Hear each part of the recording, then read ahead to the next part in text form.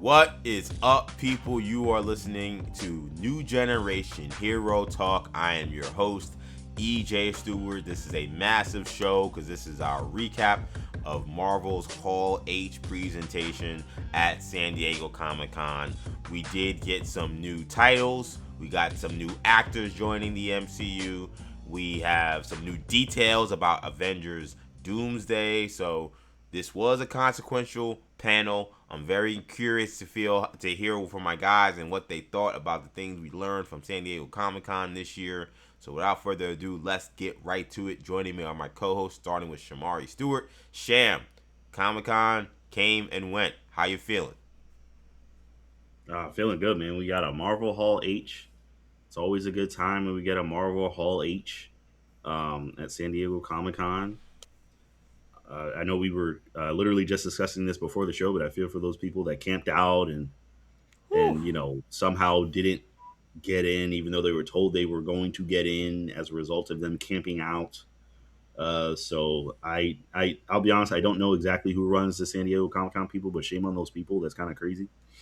Mm-hmm. But yeah, either way, honestly, glad we got more Marvel news, and yeah, looking forward to talking about the new news on the show, you guys. Yeah, hearing these details about people that were left out, not in the cold because it's San Diego and it's very nice and it's summer, but left out to dry, I guess maybe is a better term for not being able to get in there. So that is unfortunate for them, but fortunately for us, we still got to see a lot of the big news that came out of it. Kendall Stewart joining me as always. Kendall, how you feeling coming out of San Diego Comic Con week? I'm feeling pretty good. I mean, like you said, we obviously had a lot of different news to talk about. I mean, this is like the Super Bowl, of comic book movie news every Yep. year. Um, and like you said, a lot of stuff we got to see. Some stuff somehow made its way onto X, and was watched in a legal format, despite being recorded potentially illegally. But we did get to see a lot of different stuff. And again, very interesting panel for Marvel. The reactions have been very mixed, and we'll talk about what our feelings were. But again, plenty of stuff to talk about, so that's always exciting. Always good. That's something to talk about. Always good to have new news coming out of Marvel Studios, and that's what they gave us with their Hall H presentation at San Diego Comic Con. So let's get right to it, man. And it happened. They had their Hall H. You had Kevin Feige who said, we're going to Hall H because we have some news that we want to deliver to the fans. And just on an overall standpoint, Kendall, we know what we got, right? We got a new Black Panther movie. We have a new Ghost Rider movie that seemed to kind of come a little bit out of nowhere, unless you've been following very, very closely what's been going on. And then some details regarding Avengers Doomsday that we did not know prior to just yesterday or a couple days ago, whenever they had their presentation on Saturday night. So I asked you, Kendall, overall feel. Do you feel like this was a W for Marvel with what they presented at San Diego Comic Con this year? Um, if we're just looking at Comic Con independently, I can't say it's a W. I don't Okay. want to say it was probably an L. If L An is the other, L. Wow. I mean, unless this is soccer and we're saying oh, it's a draw, or in hockey it's an overtime loss. You get 1 point for an overtime loss. But generally speaking, if it's the dichotomy of wins and losses, I'd say this is probably a loss for Marvel, and with the caveat that I think they didn't play their entire hand, which isn't certainly a good place to be when you're Marvel. A good feeling to have that you could bring out all of this stuff and still feel like, yeah, we've got more stuff that we're going to give you guys in 3 weeks, Right. D23, of course. So from that perspective, it's not like the end of the world that this was a loss, but even with the stuff they announced, we'll talk about the X-Men stuff later, what wasn't there. But taking aside expectations and hope for an X-Men announcement, that like you said, that like we just said, it's probably going to come in a couple of weeks or within a month's time. Plus, we have obviously Spider-Man coming next week. Moving that aside, you've got the stuff they did announce that we'll talk about more specifically in a minute. But I don't think any of it was groundbreaking, right? I don't think any of it was earth-shattering. I'm not sure any of it was met with unanimous praise. I think there's some cool stuff, and again, we'll talk about it. But for what we kind of were hoping and expecting, like, oh, Marvel, DC's kind of, they're a boxer that's been stunned, they're a UFC fighter that has been is in submission and has been getting choked out, and they let him out. They let him out of submission. They were like, stand up. We got to keep fighting. It's not over yet because, DC, again, was in a really wobbly place just a couple weeks ago, just a month or two ago after Supergirl. And I think Marvel kind of, I'm not going to say they put themselves on shaky ground, but, people now have some questions. All right, what's the future of Marvel look like? We thought this was, again, going to be a chance for them to kind of deal a knockout blow and drop, like massive news after massive news after massive news, and they didn't necessarily do that. But there's some good stuff that came out of it. So again, they didn't drop all their best stuff. That same feeling could come a month from now. Again, the fight's not over, but they did leave them off the hook a little bit. Okay, Kendall feeling like this leans more towards an L for Marvel for this presentation. Sham, do you share those same sentiments?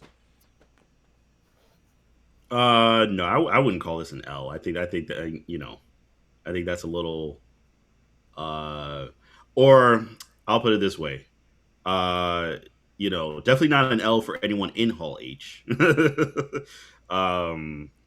that was there, that was present, definitely not an L. Definitely worth every penny they spent.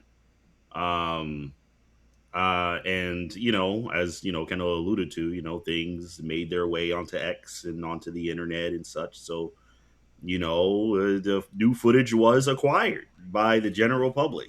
If new footage was not acquired by the general public, which is important, I think that's very important. That everybody got. Yeah, very important. Right. So if that was not the case, then I might agree, maybe. But that is the case. We do have more footage. It's not a whole lot more footage, but it is more footage. And we did get some cool announcements. Some announcements that kind of came as a surprise. I know we got a Black Panther casting. Maybe some people were expecting other names or whatever. Right. But I can't say it's a resounding W. I mean, we all wanted X-Men. We wanted, where's the X-Men slate? Where's the X-Men lineup? Where's the blah, blah, blah. We did get some people, X-Men people that we know are going to be in it, like there. So I think that's cool. But yeah, I mean, I thought it was cool. I mean, I can't say a resounding W, but maybe like a lowercase W. Like I thought it was cool. Yeah, I mean, it's funny that you go to the W or L conversation. To me, what I like to do? I like to go to the baseball analogy. Was this a single? Was this a home run? Was this a double? Did they strike out? This feels, I don't know. To me, this felt like a single, but which is not bad. But it felt like a single. It felt like, okay, they came onto the plate. They didn't strike out. They made good contact. They didn't hit a home run or they didn't hit a triple or anything like that. But to me, it felt to me, and I guess if I had to go, whether it was a W or L, I would lean towards W. I'd be more on Sham's side because we gotta remember, Marvel they were in a bad spot, I think, in terms of just like discourse about where they were. I mean, hell, listen to the conversations we've had on this show for several months and weeks talking about Marvel, or years talking about Marvel. And you would know kind of the sentiments that have been expressed on this show. We love Marvel content. So I think, to me, what the reaction I saw was people engaged, people invested. And while there was some disappointment that there wasn't like an X-Men announcement, I felt like people kind of quickly moved on from that and started zeroing in more on like the news about the Black Panther 3, which is a huge story. Like, that is massive. I know it's kind of been out there that it was happening. We knew Coogler was working on it. We've already heard names attached to it, like Denzel Washington and others that we maybe we expected to see them, we didn't see them, but like we knew that was coming. But that's a big franchise. That's a massive franchise. Like they've made over what $2 billion with those two movies they've done before. So that's a huge thing. And then you bring out your new actor.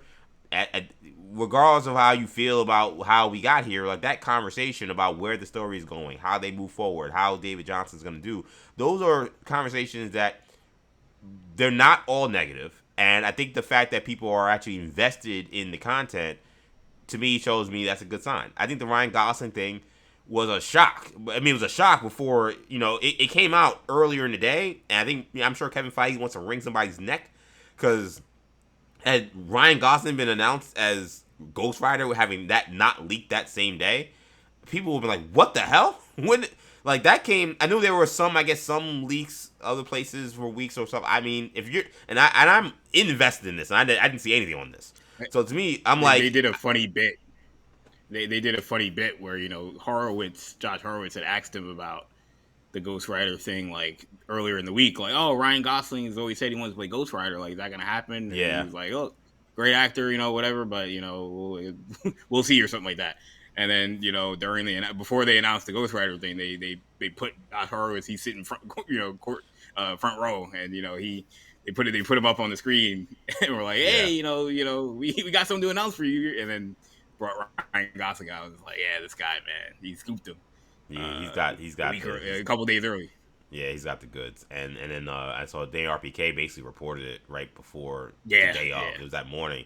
So again, Feige probably wants to kill some people, but still, I mean, but I think for the large audience who like nobody who doesn't follow any of this stuff, they're like, what the hell? Ghost Rider, Ryan Gosling, an A-list actor attached to that movie, a movie that I think people actually even the casuals have some vague memory of because it was one of those movies that were being made in the mid to early 2000s, of course, with Nicolas Cage. So yes, Nicolas Cage, right, and he's a huge actor. Everybody knows him, right? Yeah, I mean, I talked to my wife, and when I told them that they were doing Ghost Rider, she's like, "What's that?" And I said, "Remember the Nicolas Cage movie?" She's like, "Ha, yeah, I remember that." So like that's a big deal. So again, was this a home run? No, you didn't get any X-Men.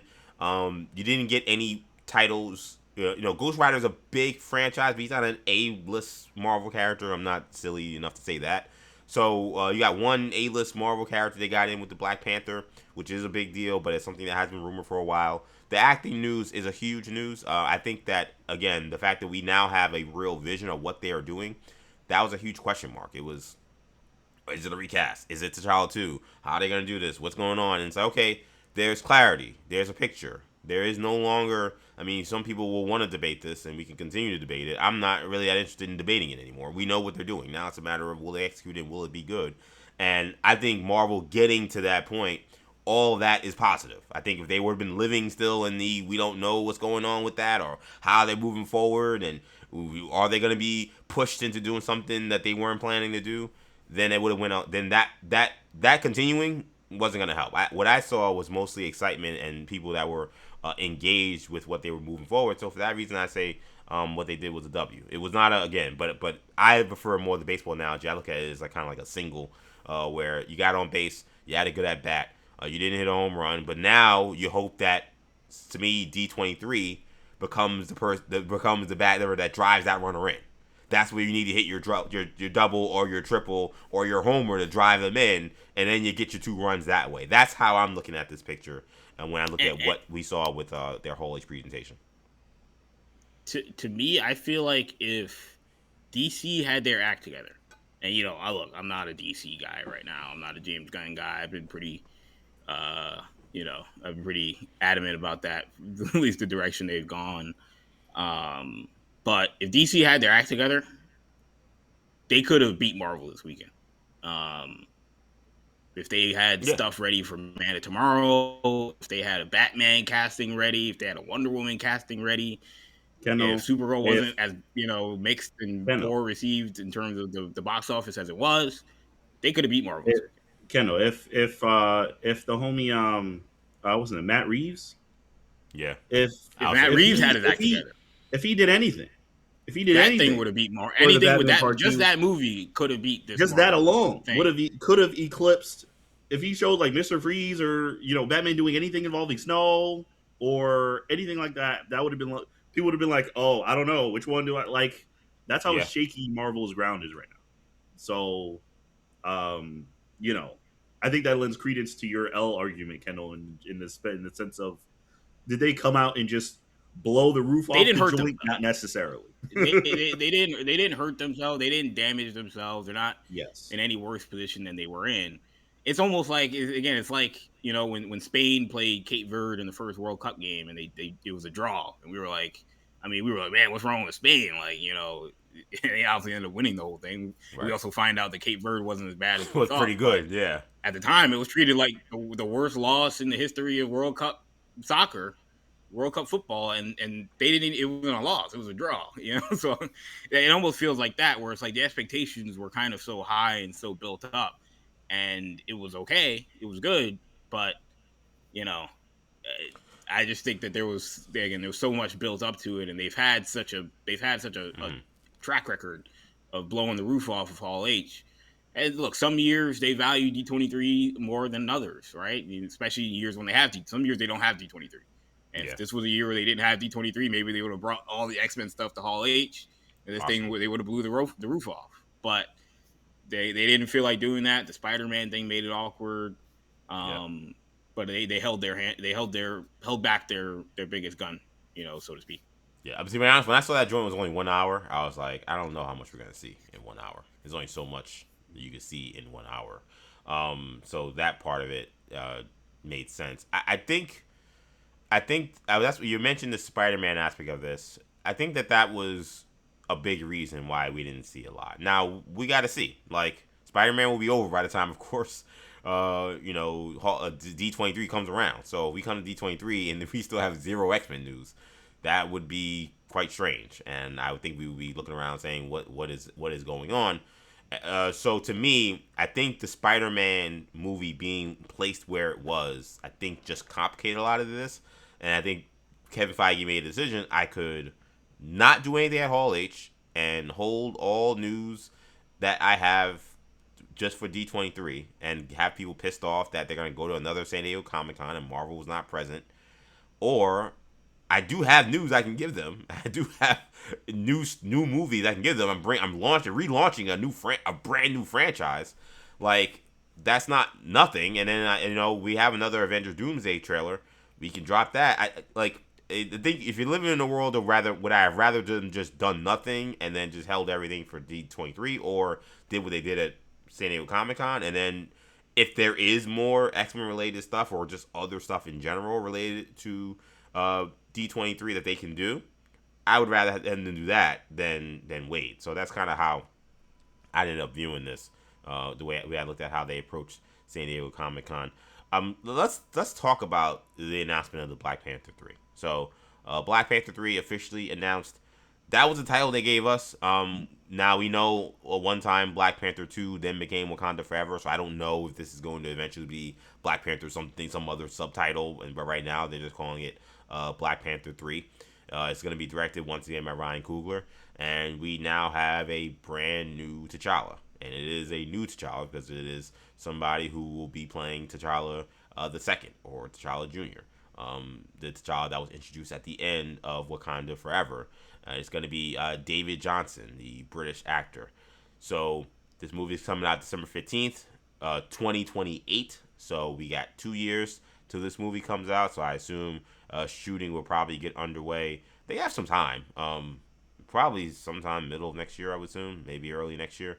But it's not like this movie has to be shot immediately. We did learn this is going to be shot on actual film. I think 70mm film. I think that's heard, which is I think is the first time we've had any Marvel movie shot ever in that kind of film, which makes sense. But I was kind of surprised by it. I was like, really? I was like, well, yeah, Marvel, a lot of CGI, digital. Okay, makes sense. So this is the first movie that's going to be shot in that kind of formatting, which I think will be really cool. But the big story headlines from this: A, that there's a movie that has a release date and it's happening, and B, that David Johnson's been cast as T'Challa, and that this will be the Toussaint character that will be has to be aged up. Obviously, David Jonsson. I think he was in his late 20s, early 30s. 32. So 32, right? So this is an aged up T'Challa. So he's gonna be the T'Challa moving forward in the post Secret Wars world of of the Marvel Cinematic Universe. I think that there's a chance he'll be shown probably in Secret Wars. I'm sure he'll have a big factor and big part in that movie. That would be my opinion. But I'll go with the Sham first. What did you think of the announcement, and what did you think of the casting and the decision to move forward with T'Challa the second? I mean, I like the announcement and the casting. I think Marvel Hall H is as good a place as any to make this announcement. I think it's good to kind of have it be part of all these, um, these other collective announcements. I guess there is, of course, going to be a kind of a somber undertone, of course, because no one can replace Chadwick Boseman. Um, but but yeah, this announcement, I thought it kind of fit with the rest of the other ones because everyone's wondering. Everyone wants to know, okay, what's going on with Black Panther? Where's the new Black Panther going to be? Um, I mean, and we know at the present time, Shuri's Black Panther, and but people want to know, hey, when are we going to get T'Challa? Whether it be some kind of variant T'Challa or T'Challa Junior, or some kind of revived T'Challa recast, whatever the situation is. People just wanted to know where things are going, and kind of getting that, knowing that finally um, is a plus. I think that was a plus, for this for Marvel's presentation um, over this past weekend. For the casting, I haven't seen anything with David Jonsson. I was going to be very honest, so I don't know. Um, just physically looking, I could see it, but I have not watched him. I did plan on watching The Long Walk. I know he was in that. Yeah, same here. Yeah, I heard very, very, very good things about that movie too. So I'm looking forward to watching that. But this gives me kind of extra motivation. I see he was also in Alien Romulus, which I was Yes. interested in watching as well. So I wanted to watch. So I'll definitely be watching that as well. Um, but yeah, no, I don't have any knowledge, so I can't judge. And I see a lot of people judging already on the internet, which isn't great. People that had not seen him saying, "Oh, why? Oh, what's it?" It's like if you everyone that I've seen that has seen him in things is excited about this. Yeah, they say he's good. So that is great news. So it doesn't sound like they miss Kugler based on what I've read is that he had no doubt, like he had a feeling and he just knew that this was the right person. And I trust Ryan Coogler, right? He hit the nail on the head with Chadwick Boseman and just his vision Yeah.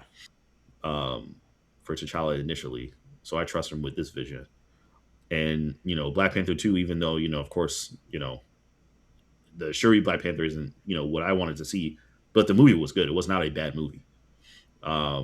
So I'm excited to see what he has in store for Black Panther 3. Um, and I think unless Feige would hamstring him in some kind of way, which I don't think is going to happen, considering the success of Black Panther 1 and the excitement surrounding seeing T'Challa again. I think we're going to see some very special things in Black Panther 3. So this is all great. This is all great news. I've heard nothing but good things from people that have seen David Jonsson. He seems very honored and kind of humble and excited for the opportunity.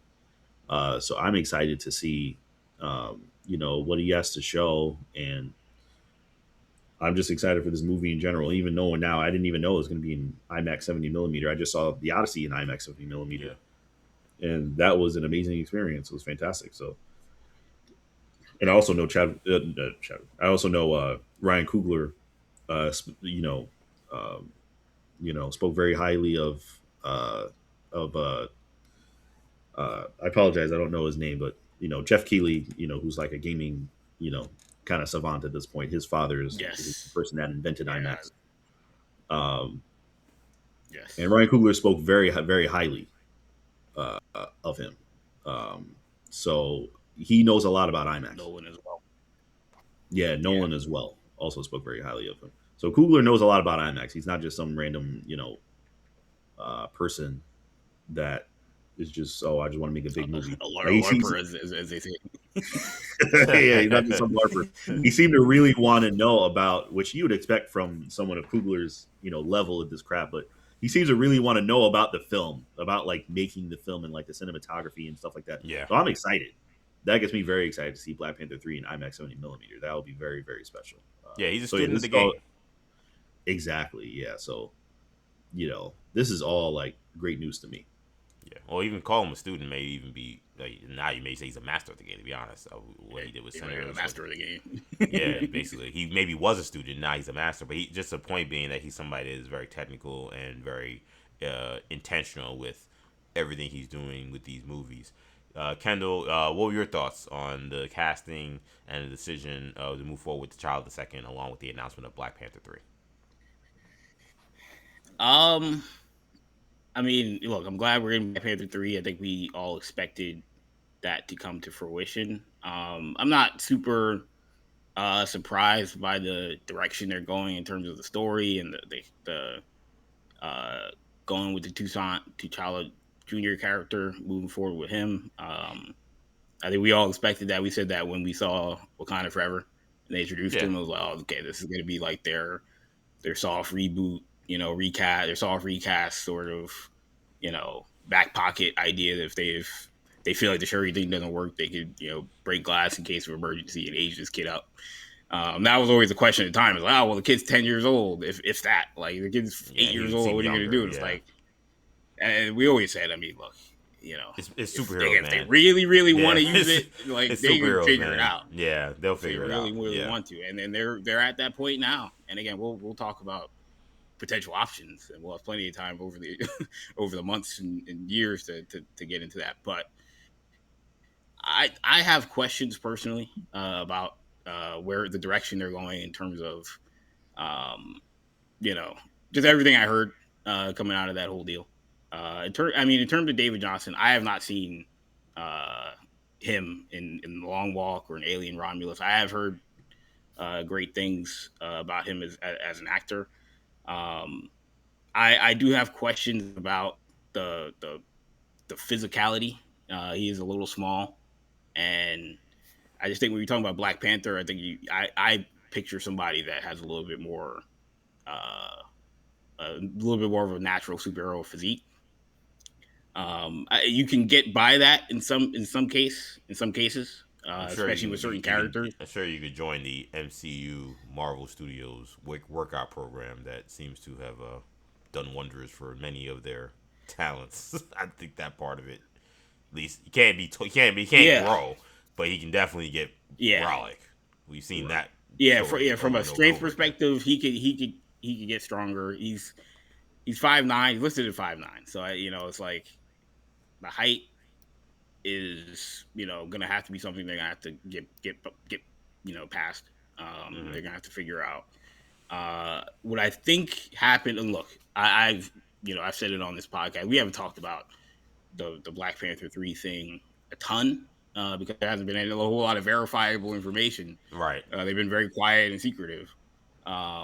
But I've been in the camp the last year that I think Damson Idris was like the perfect pick, as I think most people thought going in, and most people kind of assumed he'd be a shoe in. I think Damson Idris may have at times probably thought he was a shoe in based off some of his public comments and posturing and doing kind of weird, what felt like Marvel branded events and things of that nature to sort of tease that maybe he'd be getting the role.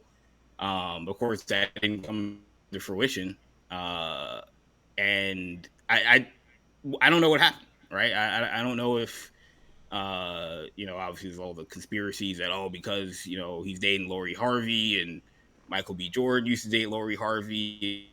Coogler is boys with Michael B. Jordan. That it just wasn't gonna happen for Dancing Idris. I don't know. I can't dive into the conspiracy angle.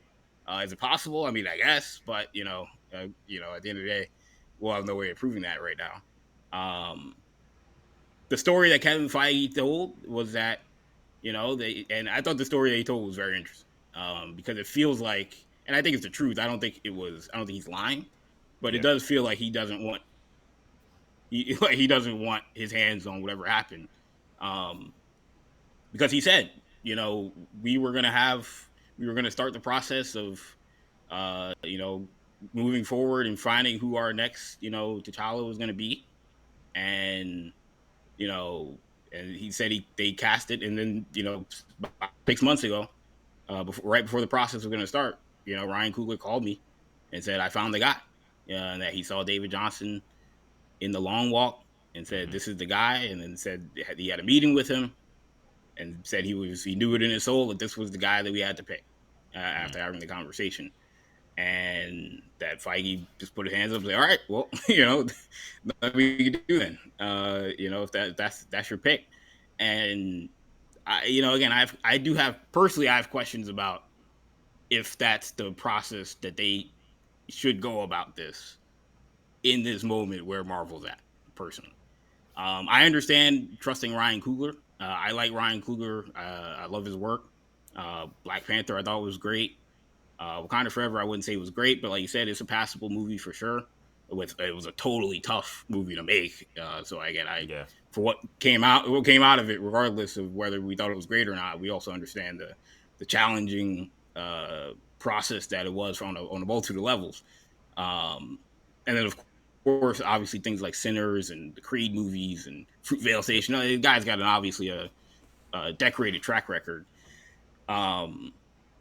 But I do have questions about what were his considerations when you go about this pick, right?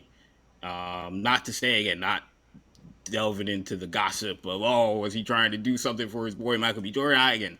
I can't really speak on that right now. But just from a filmmaker's perspective, Ryan Coogler is at the point of his career where he's trying to win Oscars, right? Mm-hmm. Like he thinks he's Christopher Nolan, and he should think he's Christopher Nolan from 20 years ago or 15 years ago after Dark Knight and Dark Knight Rises, and like, you're the next Hall of Fame filmmaker. And he's trying to win. He's trying to stack Academy Awards. He's trying to stack things of that nature. And I think he's got a very specific story that I imagine is going to be pretty good around this T'Challa Jr. character. And I think he feels like this David Jonsson kid is the perfect fit to play that character in the light that they want that he's going to write that character to be. He said it's going to be we're going to have a coming of age, and he's going to come of age, and then it's going to be this kid, right? Is he saying that just to say they were just going to age him up, or is he insinuating also that it's going to be a bit of a coming of age story? This kid looks like he's a better fit for that kind of a movie than maybe Damson Idris would have been, right? Damson Idris feels like a more polished, more ready-made. This guy, you could put him next to the Avengers, you could put him next to, whoever else, the X-Men, and he fits in. This kid, again, he's got to kind of grow into that a little bit. And that, again, might be part of the story, and that might be great. I just have questions about, is that what's best for Marvel long term?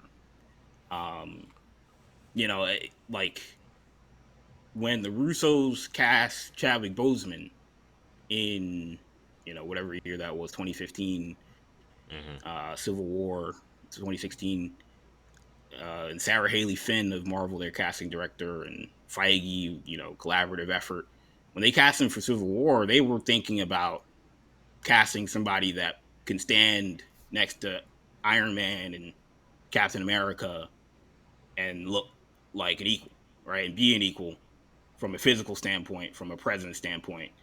And then also subsequently carry his own franchise after that, right?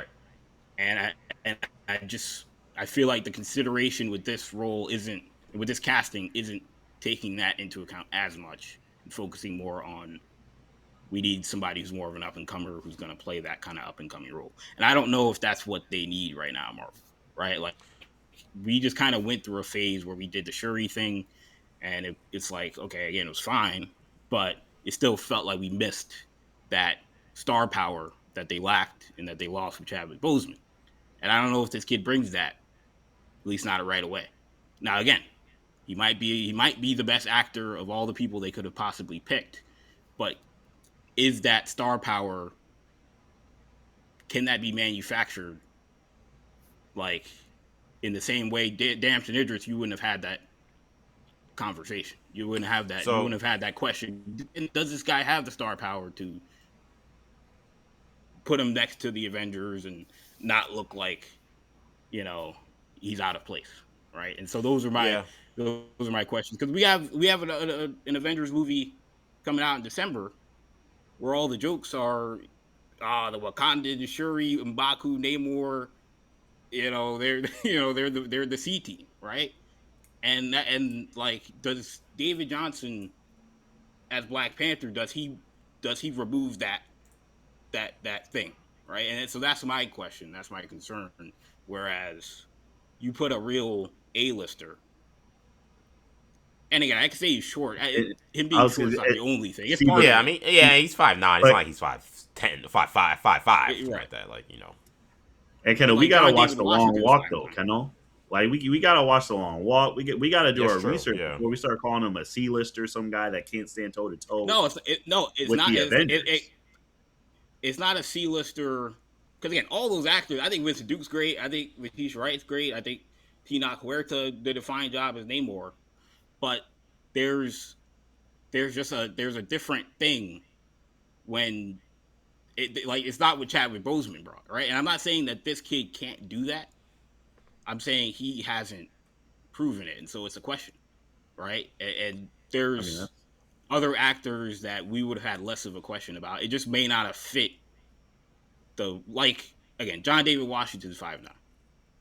Right. The height would have been a problem for anybody. Like 4 years ago, when people were talking about we got to recast T'Challa, and they'd bring up John David Washington, it's like, look, he was the biggest at the time. He was the biggest black actor in Hollywood that wasn't in a Black Panther movie.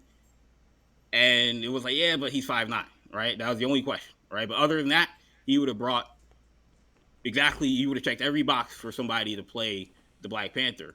The Well, difference now is just they're trying to do a younger character, a younger actor that can fit next to Storm and can fit next to the up and coming generation of Marvel characters we're about to get. I think Damson Idris checks both those boxes, and so I'd ask myself, why wouldn't you have cast him? Maybe because he's not the perfect fit, but I think yeah, the reality. I mean, but the reality is he might not be a good fit. I mean, that's that's the reality. I mean, so here's what I'll say. Is he a bad fit for Coogler's movie, or is he a bad fit for If he's a bad fit for Coogler's role movie, he's a in bad general? fit. If he's a bad fit for Coogler's I movie, would he's a say bad fit. Coogler's the director. It doesn't matter. I want to see Like, Coogler's video. yeah, Ryan Coogler. In terms of who I value more in a conversation about the Black Panther franchise, if it's Ryan Coogler, who I've already seen make two good movies. One was outstanding, the first one. The second one I really liked. I said it was very good. And then, or guy who I've never seen play Black Panther, I'm always going to choose Ryan Coogler 1,000 times. So, in my opinion, if you ask me what is he fit Ryan Coogler movie more or what's the name, it's like, well, it doesn't fit a Ryan Coogler movie. It doesn't matter because I don't want someone else directing Black Panther. Because that's what you be asking. You say, all right, well then let's bring somebody else in here to direct Black Panther. It's like, no, I want to see. I think that's what I want to see him continue. I want to see because Ryan Coogler continue to tell his story. Why would I want that? Coogler wanted to do about what the T'Challa Black Panther 2, and that was amazing.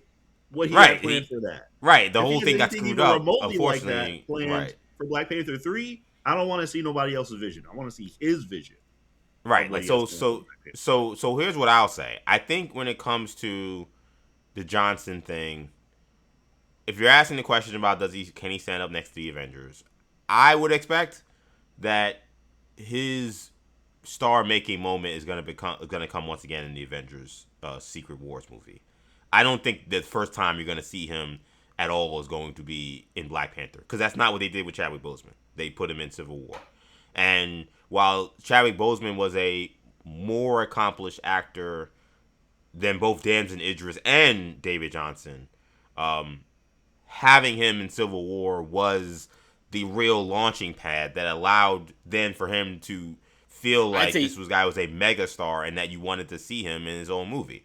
So so they're not ready to say anything about Avengers. Avengers. Boseman, I think we're on the same level. No way. You're By bugging. the time we got to Civil You're War, bugging. You're bugging. Yeah, I think they're on the same level. Chadwick Boseman's track. He played Jackie Robinson. What are you talking about? Are you serious? I mean, yeah, he played Jackie Robinson, but Damson Idris was in F1 last year, and that was an Academy Award winning movie, or not winning, but nominated movie. They made a ton of money, and he was the co-star. I don't think. I I think it's think. comparable, right? I But don't think that's as, he's I way don't think ahead that's of as iconic a role though. And Bozeman did Jackie so well how much money that did 42 make compared to F1? And I'm not trying to denigrate But he Chadwick wasn't Boseman the by any. I'm just saying. I'm just saying but he star wasn't power. but he wasn't the top lead on F1. You can't give him that. He But I'm was a just saying co-lead eyeballs. with a We're talking about megastar the and one thing Brad that he hadn't checked Pitt. off. The one thing that Boseman hadn't checked off at that point was doing a box office blockbuster type of movie, right? And being in Civil War gave him that opportunity Right, but you're in saying the same way because that I got Dancing you, Idris just got but in F1. right, but I'm saying That was but a year ago. you're missing the point though that movie had Brad Pitt in it. Like, and that's just not a Right. point And you he just stood like next to just right, but that And was my his point star is that make. he But has already proven Kendall, that you're he missing can my do it. point. But you're missing my point. That was his star making moment. That's my point. You're missing like my point is that he got that star making moment standing next to Brad Pitt, just like David Jonsson could have that star making moment. Damn Jonsson didn't do anything before that. That meant that And he that's deserved exactly that. my They gave him point, that though. chance. Because look, we don't know if he's going to be in Secret Wars. He might be. I'm just saying, as of right now, we don't know if he is. So if you're going into Black Panther 3, if he's not in Secret Wars, I know you're postulating that he might be, and that could be a moment for him. You don't have to even do that with Dancing Idris. Like, he comes in as a guy that has box office name recognition. People don't have to ask, "Oh, I've never seen that guy. I Well, don't know who that guy is." Even if you I don't don't think know, that. Well, let me be clear. I don't agree that they have to do that. Like now you're jumping to like I never said that they had to do that. I'm just saying I believe that's what's gonna happen because I think that right, that just makes creative sense. Do I think that right, right, has to happen? No, I don't think whether it was right, Idris or Johnson, I don't think that's what had to happen. right, I think in terms of just like the nature of like what I know about Secret Wars, which is not much in terms of what they're going to do, but in terms of just knowing what Battle World is, multiverses, and how things can change and how time kind of becomes zero, they could do a lot of weird things to get a young Toussaint to then all of a sudden become someone who's grown up. Is he actually the Black Panther at I, that point? I don't know, but I think that there's opportunity. I just think it's too early to say, well, he's not. He's just not going to be able to stand up because he won't have any moments when we don't know what's going to happen in Secret Wars. So let me just quickly though it, say, sorry, go ahead, Kendall. no, I mean you can go. I mean, No, I mean let me just say. So here's my feeling on it. Number one, I think that I'm happy this is a movie that's coming out relatively soon.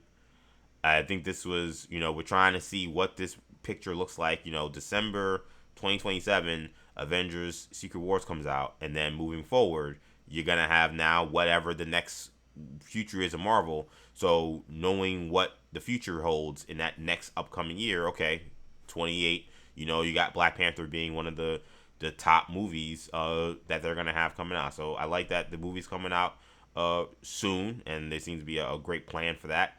I'm happy, of course, that Ryan Coogler is back doing the movie. And I've never seen David Jonsson as well. So that makes three of us who have not seen The Long Walk or Alien Romulus. I hate horror movies, so that's why I didn't see Alien Romulus. So I have not seen him in anything. I I do think it's funny that he kind of looks like someone if Lupita Luongo and Chadwick Boseman kid, he kind of looks like what this is what the kid would look like. There's some pictures of him where he's smiling and it looks like he looks like Chadwick. It's insane. I don't know if that was what came into the picture. I'm not even sure if it had to be, but I did notice that, and I said I could see someone looking at this guy and being like, yeah, he definitely could be the kid of the T'Challa and Nakia. So from that standpoint, I get it. I've been totally on board with the ride of going on the T'Challa 2 ride. I know there's been huge, efforts in trying to push a recasting of T'Challa.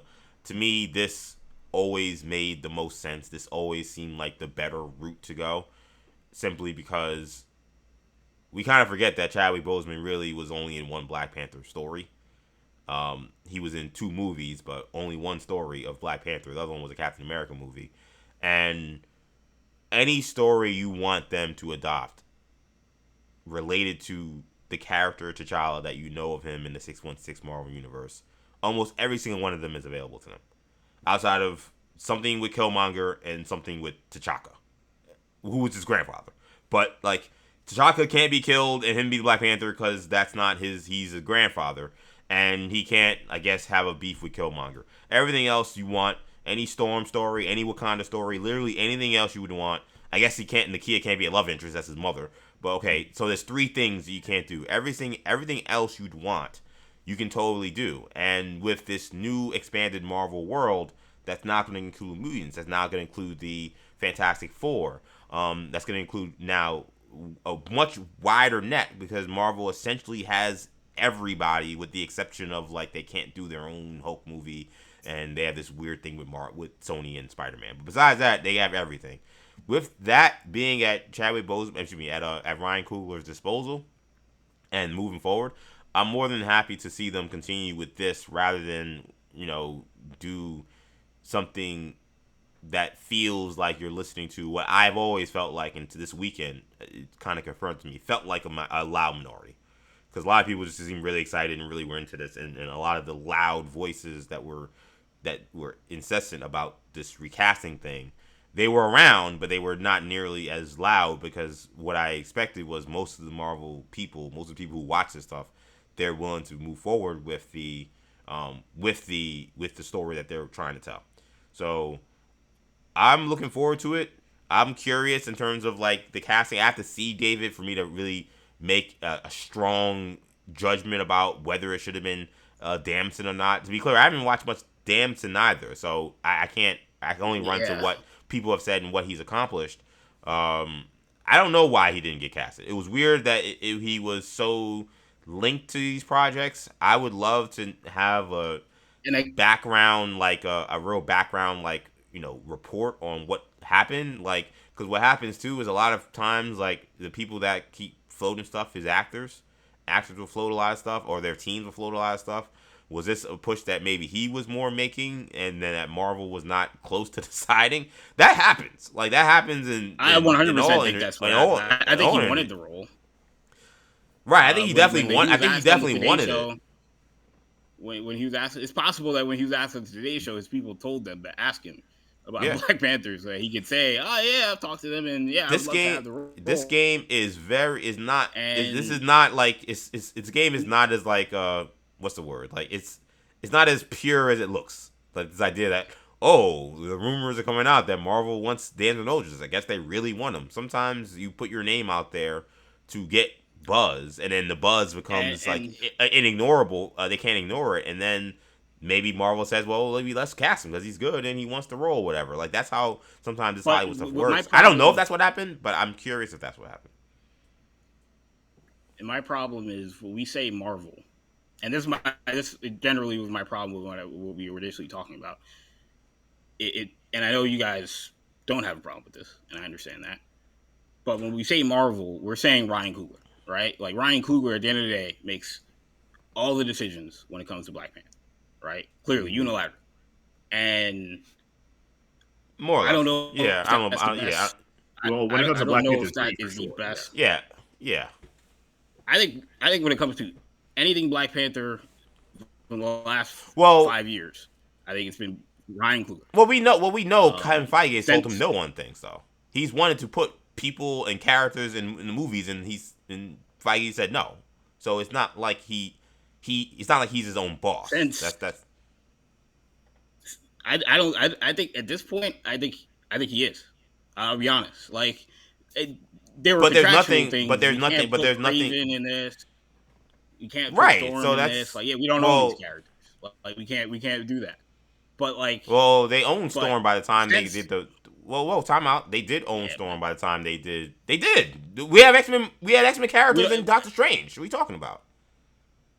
They wasn't about Halle Berry in it. Like, they no, but my point though. But my point though. No. But you're saying that he is his own boss and he do whatever he wants, and I'm saying no. We know Ryan Coogler's wanted to put certain characters like Storm and Kraven in movies, and he's been told no. So you can't then say, well, he didn't have the rights. Well, he did have the rights. I will acknowledge I don't personally believe they were allowed. I don't know what the story is. We don't really know what the story is on the Fox X-Men situation and why it took them 10 years. I don't think he was allowed because I feel like they told him contractually we're not doing the Storm yet. But I will rephrase and say that I think that there was a time, and I'll acknowledge there was a time that he wasn't his own boss, and that they did give him a barrier. But I think that time has been done. All right, I think that time, the last 2-3 years, certainly now, is over, and I don't know if that's a good thing, personally. Like, because I Why don't would know it how not long be? Ryan Coogler is going to be doing Black Panther movies. I don't know how long he's going to be doing Marvel movies. Like, You there's don't a you fair, you, you reasonable don't chance think? that this is going to be his last Black Panther movie. Why is that? Why would we And know that? I don't know. I feel like you're well, making a lot of one again, assumptions. Ryan Coogler's I'm why, well, he's yeah. Ryan Go ahead. Coogler's done. He's at a point in his career where I think I think he's outgrowing the role. There was a lot of people that were upset he's doing this movie. They're like, "You doing You're going back to Marvel? Like, what do we? I think those people Like." are. I think those people are idiots. By the way, I don't like. Well, those are the film, the film junkie. Like, Who cares about them? the people that don't follow comic book movies, but there's a lot of people that Right, feel but like, so oh, they're like, so they're idiots. Why do we care about them? Like, but who's to say like. that Ryan Coogler himself doesn't also understand that, like, yeah, like, I did 3 Black Panther movies. That's great. Now on to the next mission, right? And I don't think I don't blame him or fault him for that. There's also an outcome where this movie doesn't do great in the box office, and maybe he just says again, I'm kind of done. Maybe Marvel says they're kind of done. If this movie's Wakanda Forever 2.0 in terms of reception, and it's like, okay, this is fine, it's okay, but it's not like life changing. Are we gonna feel like, all right, maybe we should kind of reset this Black Panther thing a little bit? Not from a, not blow up the whole universe, but maybe we get a new voice in here to tell these Black Panther stories. But when you latch yourself, and then beyond the Black Panther brand individually, Black Panther is a character that has to show up again in Avengers movies and in other stuff. And if you're making castings based on this kid's the perfect fit for my Black Panther 3 movie, that's a very specific thing, but he may not be the best fit to be in the next Avengers movie. Well, who cares? Because, Ryan Coogler is an Academy Award winning director. I just get concerned because I'm like, they have to think about life outside of Ryan Coogler, and they got to think about Marvel as a whole, right? And the Black Panther brand as a whole. Because again, if this movie doesn't make as much But money, and I think it'll make money because Ryan Coogler has a lot of pull, right? And he has a lot of box office. Again, there's no reason why Ryan Coogler couldn't have told this story with Damson Idris, unless he just felt he was a terrible fit for the movie they were trying to make. But like, but if they felt like, if this movie doesn't do as well as it could have done, it does in the box office, and Ryan Coogler moves on, and they're like, oh, well, we're kind of stuck with this. Maybe we don't have to do Black Panther 4 because this franchise is now kind of teetering down because I mean, it's been trending down since the first movie. I'll be honest. I want to let Sham get in here. I feel like you're doing a lot of leaps. I feel like you're leaping to this is gonna happen, and then that's gonna happen, and that's gonna happen. It's like if it's like Black Panther Wakanda Forever, I'm like, well, okay, if it made $850 million worldwide, then they're not gonna do another Black Panther movie. That's not gonna happen. Like that's not. If it does that, everything you just said about Black Panther again, and I think 100%. because there's people who feel different things about that, I think sometimes when it comes to like the reality of what it was, is warped for some people. Like if it makes $850 million worldwide, they're gonna do another Black Panther movie. That's just I'm sorry. Like if you're telling me that that's if you tell me that that's the tell me if that's the floor. 100%. Tell me if that's the floor. But I also think we have to understand that superhero movies are at a different time now, right? And so I'm talking more about the vibe. But it's Marvel. Overall. Like, but forget about you can't do superhero movies. We have to go Fantastic Four. No, but let me finish. Hold on, Kendall. Let me finish. Brave New World. No, well, let me finish, Kendall. What I'm saying is you can't do just superhero movies because that just incorporates, that brings in Supergirl, that brings in everything. You have to say you have to say Marvel, and you have to say Black Panther franchise. You have to look at it from that perspective, not just overall what superhero movies doing, right? You know, and Ryan Coogler, who now also well. brings in audiences. Right. So again, I feel like, and I want to let Sham get in. I know we've been going back and forth a ton. Like, I feel like my opinion, just listening to you, I feel like you're making a lot of leaps to things. Reminder again, like you mentioned earlier, like the Russo brothers cast Chadwick Boseman, and there was no future. We didn't know what the future was of the Russos. You could have said, well, the Russos are gonna be done after Infinity War, so like, why are they the ones, doing this? Maybe it should be somebody who's gonna be doing Black Panther. Was independent, who had star power, independent of the movie they were making. You just said that he didn't have as much star power as Idris. You can't make no. EJ, let me finish. Okay, go ahead. Chadwick Boseman had a leading man appeal that he already proved, as you mentioned, in 42. In 42. So you didn't have to worry about how will this guy project leading his own Marvel franchise. He had the look, he had the acting chops, and he had proven that. But there's a difference, Kendall. David Jonsson, we have absolutely no idea. Kendall, if he could be the face of there's a major difference you're missing. No, Kendall, there's a major difference you're missing. Before you're launching a Black Panther franchise, now you're continuing a franchise that's already made $2 billion. Teetering down. They made $850 million last time. Like what? Like they made a lot more the first time. Okay, so my point, and the movie was way more well received. I mean, that's not a lie. No, but Kendall, someone died, and then they couldn't recast. They chose not to recast him, and they did the movie without that leading man that made them all that money. There was going to be a fallback. There also, maybe continue, was COVID, and people were coming back to the movies in much smaller numbers. So there's a lot of factors in this that go beyond just, well, it was just going down, and therefore, like, it was worse. That's not necessarily the entire story. Sorry, Shamar. For me, there's several things. So of course, Kendall, as you pointed out, I'm more on the EJ side here. I want to see Ryan Coogler's vision.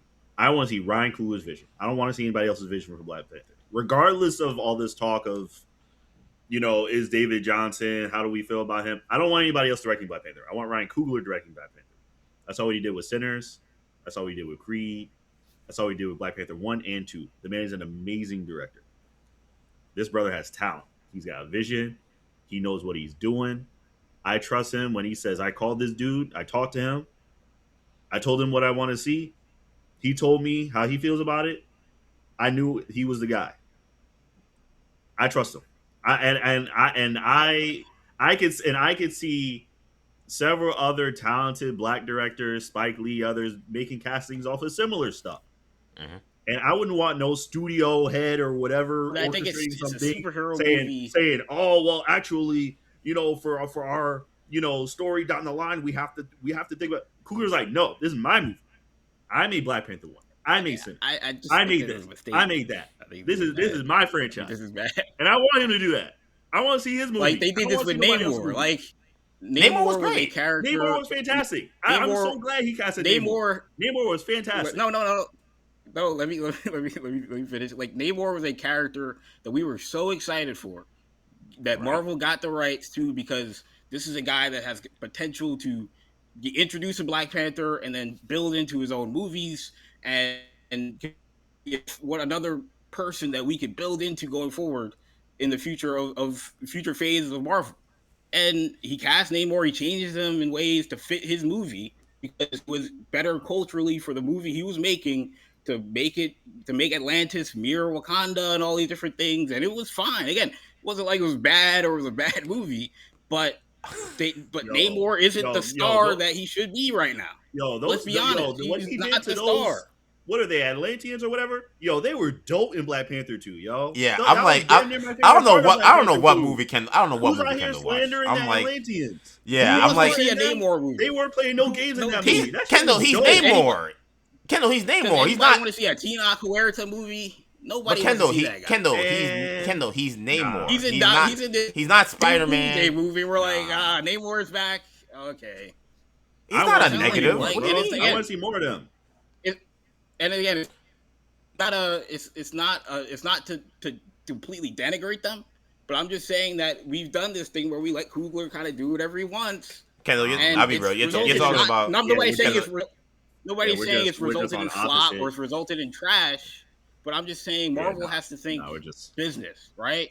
I Like, do just we feel need like more butter in the room to Kendall, kind of you keep like saying they have to talk balance about out business, the Kevin but Kendall, Feige stuff? okay, Kendall, can I say something though? Like you keep talking about business and talking about Right. money and talking Which about Coogler doesn't care like about. earning potential and those things. Well, And Coogler brings money. but you keep talking about Ryan Coogler like he is some crumb bum director. You keep talking about the Black Panther Yeah, that's my thing. I'm franchise. like, yo. You're talking about the Black Panther No, franchise. like, It's like wait. Slander coming no, I'm from. saying though, they're talking about the franchise as a whole and what is established, like it's Supergirl or like it's it's Thor: Love and Thunder. Like that's not You're what like this it's going is. in the dirt. It clearly isn't. Like it's. And I'm not saying that you can't have concerns. You clearly do, and I get what you're saying. Look at the moment we're in. Like, we have to make this move to bring in this kid because second movie did not do as well, and because the third we don't movie, know if that's they why. continue down that path, we don't know if that's why. Let me finish. The third movie, if they continue down that path, was only going to do worse, right? We all agreed, like, they wouldn't be making this move unless they felt like another Shuri movie is just not going to do as well, right? I think we all agree it would not have done as well. Maybe we can disagree. I don't think it would have done as well. I agree with you on that. I don't know if that's why. I don't know if but what I'm saying though is I don't know if I always thought their plan was to go to this. So that's what I'm saying. Don't project that to everyone else. Is what I'm saying. That's my guess, right? And that's what a lot of people I feel like probably guess. But regardless, I guess I can't say what other people think. The point being is they're making this move because they feel like we've got to spice things up, right? And yes, the Black Panther franchise under Coogler has generally done well, but Marvel, like Kevin Feige, and again, that's why I say that the process I didn't love, right? Because Kevin Feige recused himself, right? And I thought the wording was very interesting. He said we were going to have a process where we all kind of talked about it and got our heads together, and if Coogler made the decision unilaterally, and he's like, look, well. And I think that could have been messaging to Damson Idris's people or other people in Hollywood saying, look, I know you guys wanted to maybe try and get this role. Coogler made this decision on his own. Got nothing to do with me. But my question, doesn't work. I get you on that. I just wonder from a long-term business standpoint, and I just wonder from a long-term business standpoint, like Coogler wants to make his movie, and I totally understand you guys believing in Coogler's vision and saying, like, he's earned that right. And Feige made the conscious decision and maybe the smart decision in terms of business to say, I ain't going to tell Ryan Coogler what to do. He was going to then go to Hollywood Reporter and say, yeah, Marvel tried to tell me who to cast. I want this guy. Like, he's in a tough spot.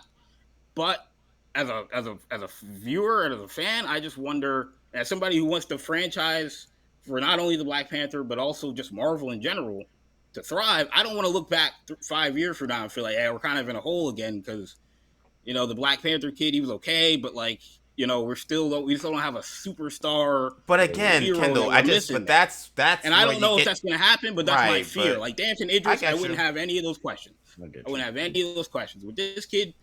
I don't know, right? And it's not. I get you. It's like a draft pick. It's like a draft pick that you're like, I hope he does well. I would have made the pick. I have reasons why I would have made the pick. I got you.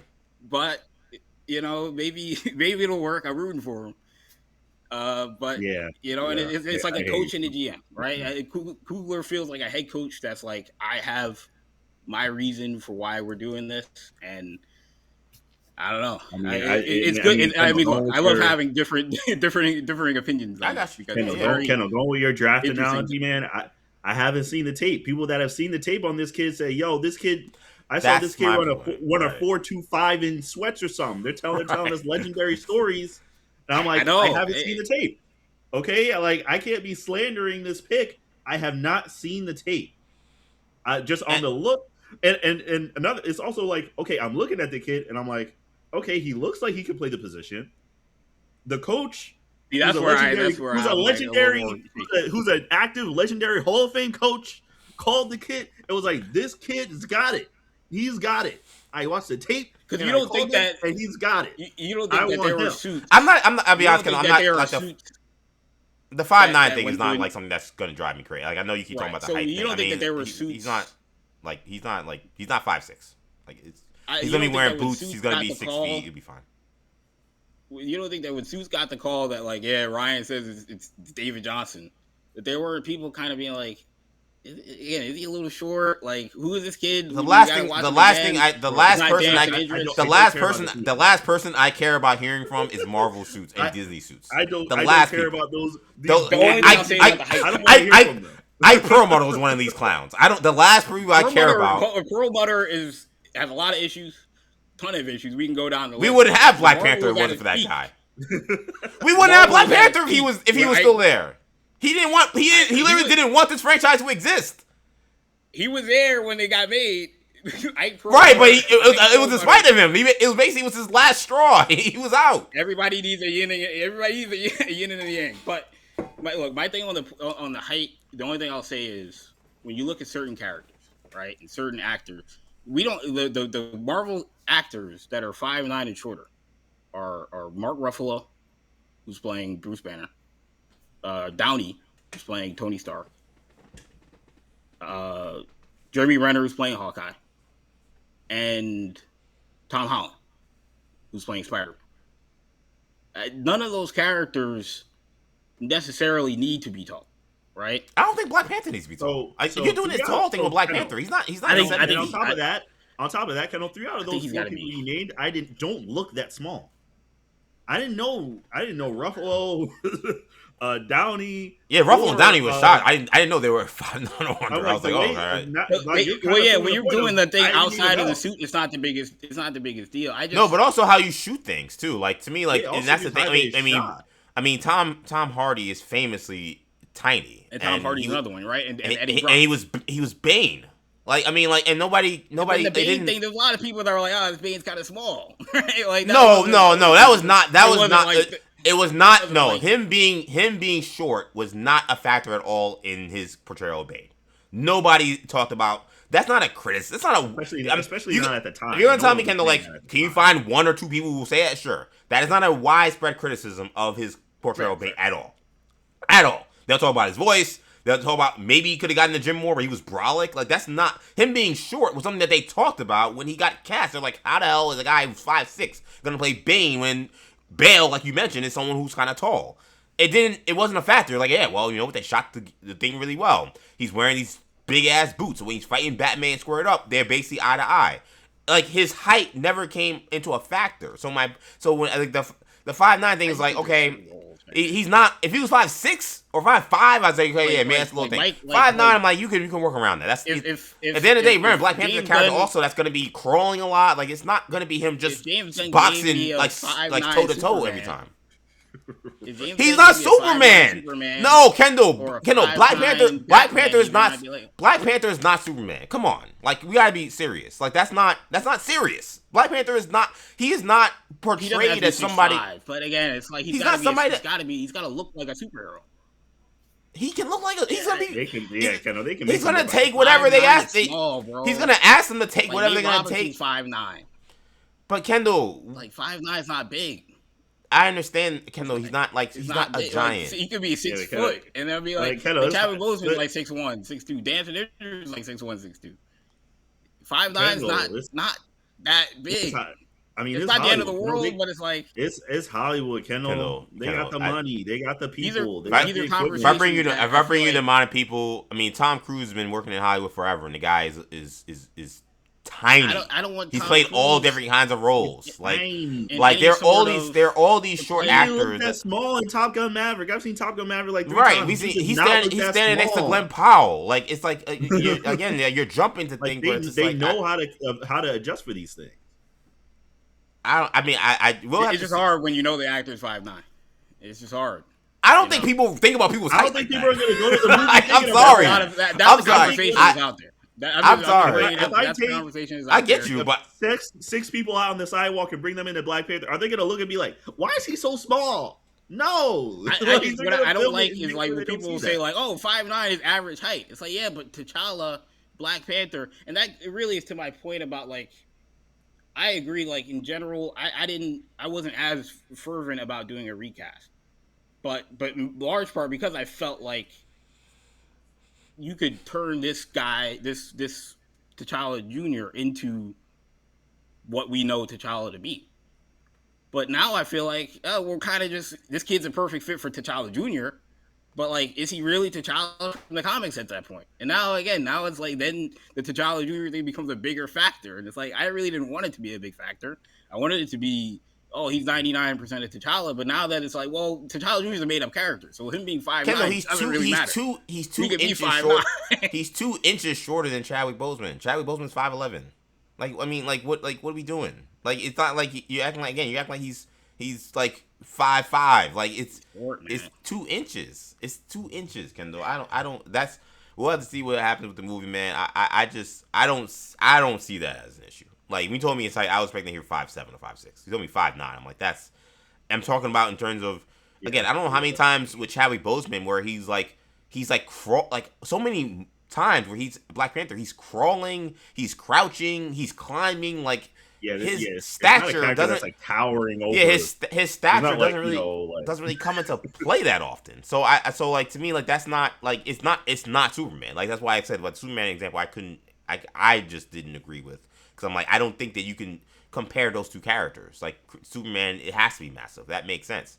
So we'll have to see end up what's happening, man. But that movie's coming out December 15th, 2028. We also got another big part of news from the San Diego Comic-Con weekend. That was Ghost Rider starring Ryan Gosling. That's going to be debuting 2028. Steve Levy is going to be directing that film. So again, this was kind of a shock. It was a shock when I heard the news kind of drop before the panel. I was like, what? and then it didn't really necessarily say movie, at least something I saw. It said he was just playing Ghost Rider. So I'm like, when is this happening? What is happening? Then I hear that it's going to be Everybody Ghost thought Rider. Midnight Sun. Right, I'm thinking Midnight Sun, something like that, or maybe he's in like Avengers, Doom, Secret War, something like that. This is a new casting they're announcing, and then it's like, no, there's going to be a Ghost Rider movie that's going to come out in 2028. We don't know when yet. We already know we have Black Panther in December of 2028, so then we know that means that you're talking about, I would assume, sometime during the summer, which that's a big spot. If you're talking about May, June, July, that's what we're talking about. But that seems to be most likely. I don't think they would do. They could, in theory, do a fall release, but I feel like that when Marvel has tried that, it hasn't worked out that well. When they try to do movies that are very close, it never goes the way I think in their heads the way they think it's gonna go. So I would be surprised they did that again. But in theory, they could try to do a fall release and do something kind of Halloween, area. Maybe it's a September release, something like that. Maybe a early October or maybe a late September release. But I'm thinking it's probably gonna be summer, I would assume. So this was quite surprising, Sham.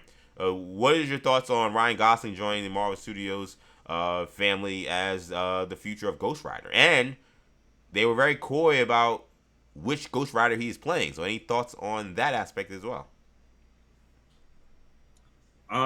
It's very exciting. I mean, I'm excited. Ryan Gosling, as of course, me and Ken have discussed many times. Ryan Gosling and Sean Levy are working together on Star Wars Starfighters coming out next year. Yeah, did I say Steve Levy? I meant Sean Levy. My bad. Yeah, Sean Levy. I'm thinking ESPN announcer. My bad, Steve Levy. Sean Levy. But yeah, so we know they have a Star Wars movie coming out next year. Is very, very. I mean, of course, at least of course for me, of the two things I'm more excited to see, that's Star Wars movie. But this is also very exciting, right? Like, so we get, Ghost Rider.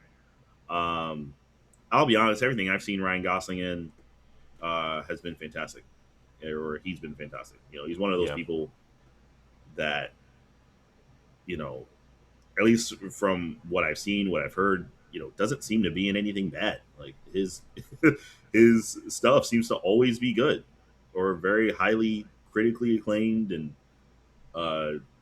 reviewed well by audiences. And of course, he just did an amazing job in Project Hail Mary. He was wonderful in Blade Runner 2049. Of course, he was great Ken in Barbie movie. And I heard he was in La La Land, I believe, as well. Yeah, that's my big movie I saw him in. He was awesome. Really good in that. Like he's just really, really good. So having him as Ghost Rider, oh my gosh, that is just like, he's becoming one of those people who's like, when he is signed on to something, it's a pretty good guess it's going to be very good. or at least he's going to be very good. And for a Ghost Rider story, that's very exciting. And Sean Levy is great as well. So um, I'm interested in seeing his vision for Ghost Rider. This is something, uh, and I'm a little more, just because Star Wars has, with these, latest movies, had me a little bit more, nervous and finicky. But when it comes to Ghost Rider, I'm very excited to see what Sean Levy's vision is for that. I just want to see. That's one where I'm just like, just give me whatever you have in your head, just give me what that is. I hope Feige just lets him rip in that regard. Just let him just show me. And I'm not like a Ghost Rider, purist in any way. Just give me whatever story he wants to tell with Ghost Rider. Change whatever he feels like he needs to change, and just make it cool. That's kind of the thing that people want to see with Ghost Rider. Make it cool, make it crazy, make it scary, make it creepy, um, and I'm all in. So I think this is fantastic news. I think this is possibly going to be a sleeper hit for 2028. Mm. I know we have a lot of stuff. Um, there's a lot of stuff to look forward to. Kind of 2028 and also beyond. But I feel like this might be a sleeper hit. I know we also have the Batman 2 now Yep. coming out in 2028. So 2028 is going to have a lot of really really heavy hitters. Um, so yeah, I'm really really excited for this. Yeah, it feels like almost like I feel like we'll see to be honest, I feel like this year. I know we had the conversation about where superheroes movies stand. I kind of feel like this year will maybe begin.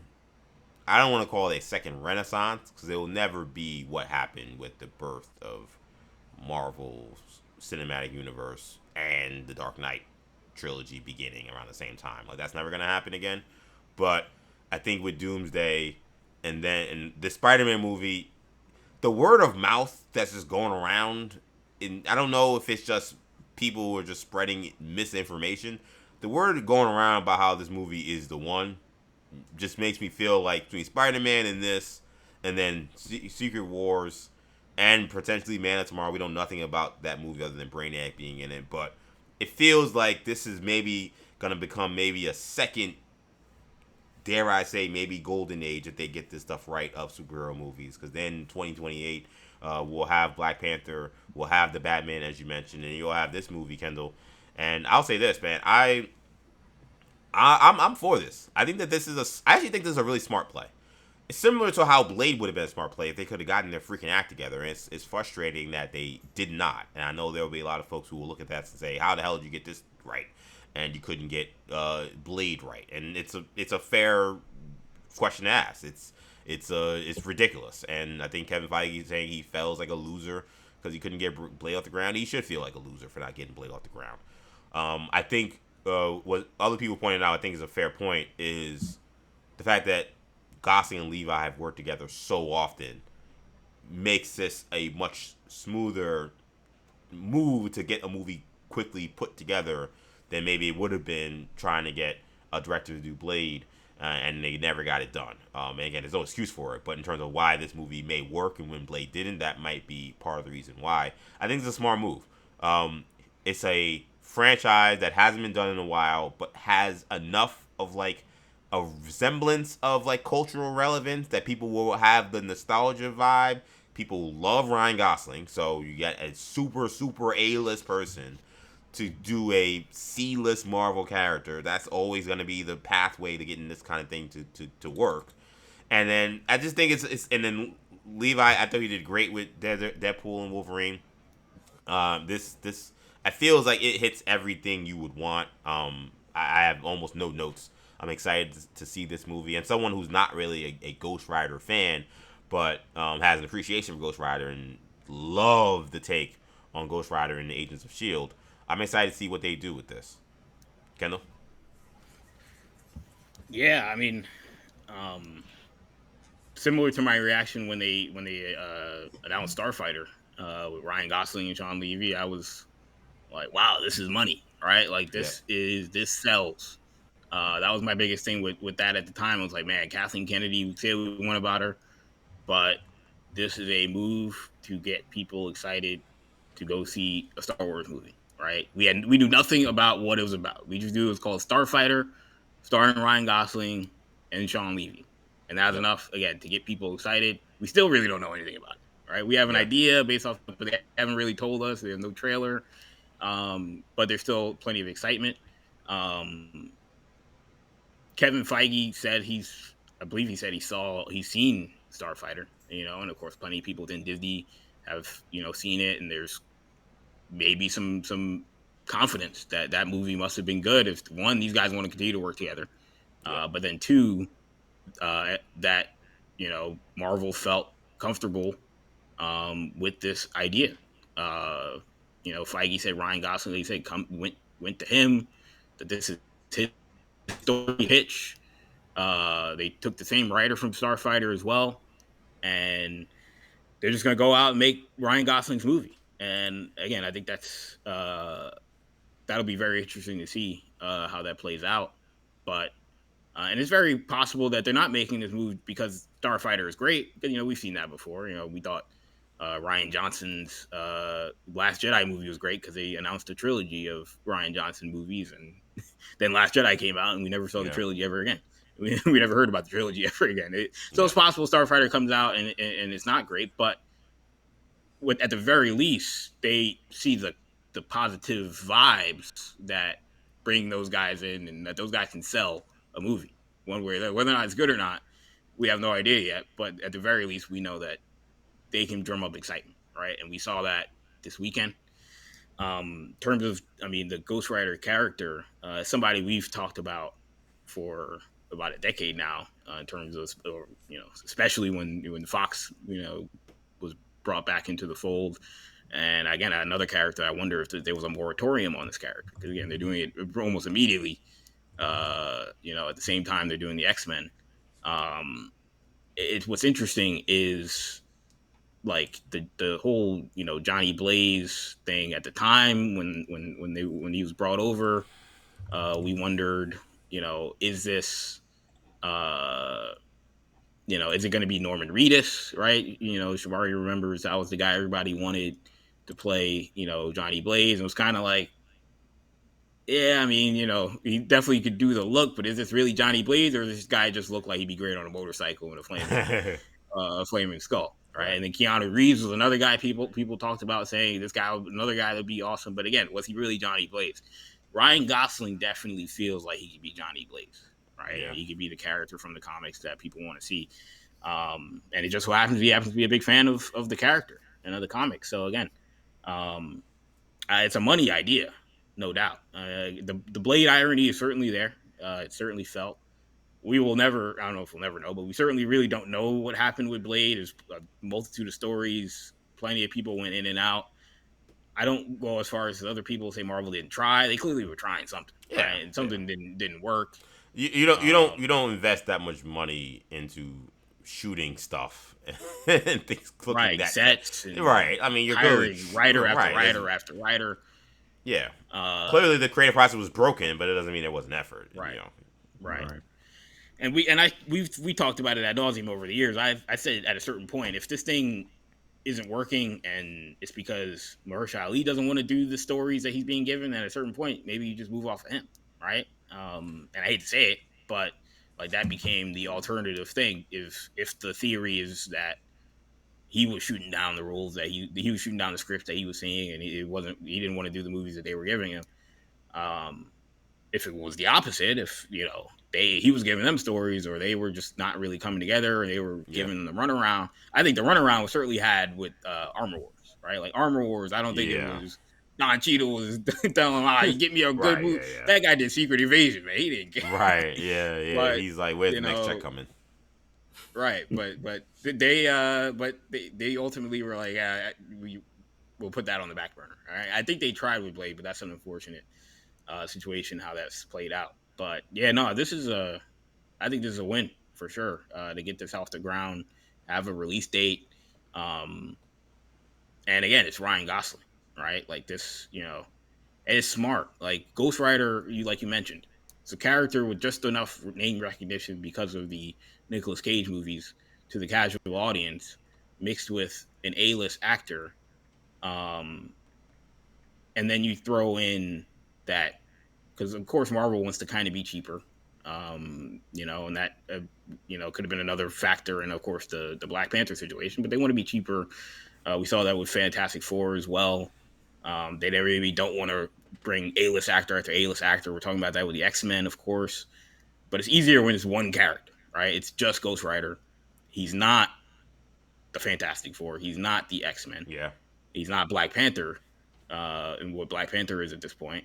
So you can't maybe get away with, we'll just be any no-name young actor, throw him in as Ghost Rider, and it's going to make $1 billion. Probably not. Yeah. But, again, you could throw Ryan Gosling in there, and it'll do well enough to make it worth it. That's the reality, right? Is Ryan Gosling is a huge star. So to me, he could be an Academy Award winning actor by very possible by next year, for Project Hail Mary. So we could be talking about an even bigger star power in the modern recent zeitgeist of cinema. Yeah, so I think to me, like, this is a very smart move. Like, I saw it, I was like, wow, this is smart. I'm actually surprised I didn't really think about them doing this, like them doing a solo Ghost Rider movie, get a big star, like a huge star, big time director who he has chemistry with, and again, I like this could be fun. Like, I'm really excited about it. The fact that Gosling pushed it also makes me feel like maybe we won't have the big world building things that we would expect maybe for some Marvel movies. I think it makes me wonder if this is gonna be a little I think it's gonna be very solo. Yeah, which is okay. I think that coming out of Avengers Secret Wars, it may be good to start establishing your new world with these different characters and bringing in stories to follow and establishing real franchises, because as Feige said over the weekend, right? This was, he doesn't want to call it reboot, but he says there'll be some things that'll be the same and some things that'll be different, and it's kind of establishing a new status quo. So it's gonna be important. It's gonna be important. Like, to me, it's important that this is a movie, because I think you could certainly. I feel like 6-8 years ago this would have been a TV show, and I'm nothing against Disney Plus TV shows. Like, I watched almost all of them, but I think making it a movie makes it matter in a way that clearly Marvel didn't anticipate how much the Disney Plus thing was going to be a barrier for people. There are people just, coming into this Avengers Doomsday, one of the problems is people are like, I don't know some of these characters because I don't know John Walker, because I didn't watch, Falcon and Winter Soldier, so I don't know who he is, and maybe I didn't watch Thunderbolts because I didn't know who he was in that movie, so I didn't want to watch that movie, right?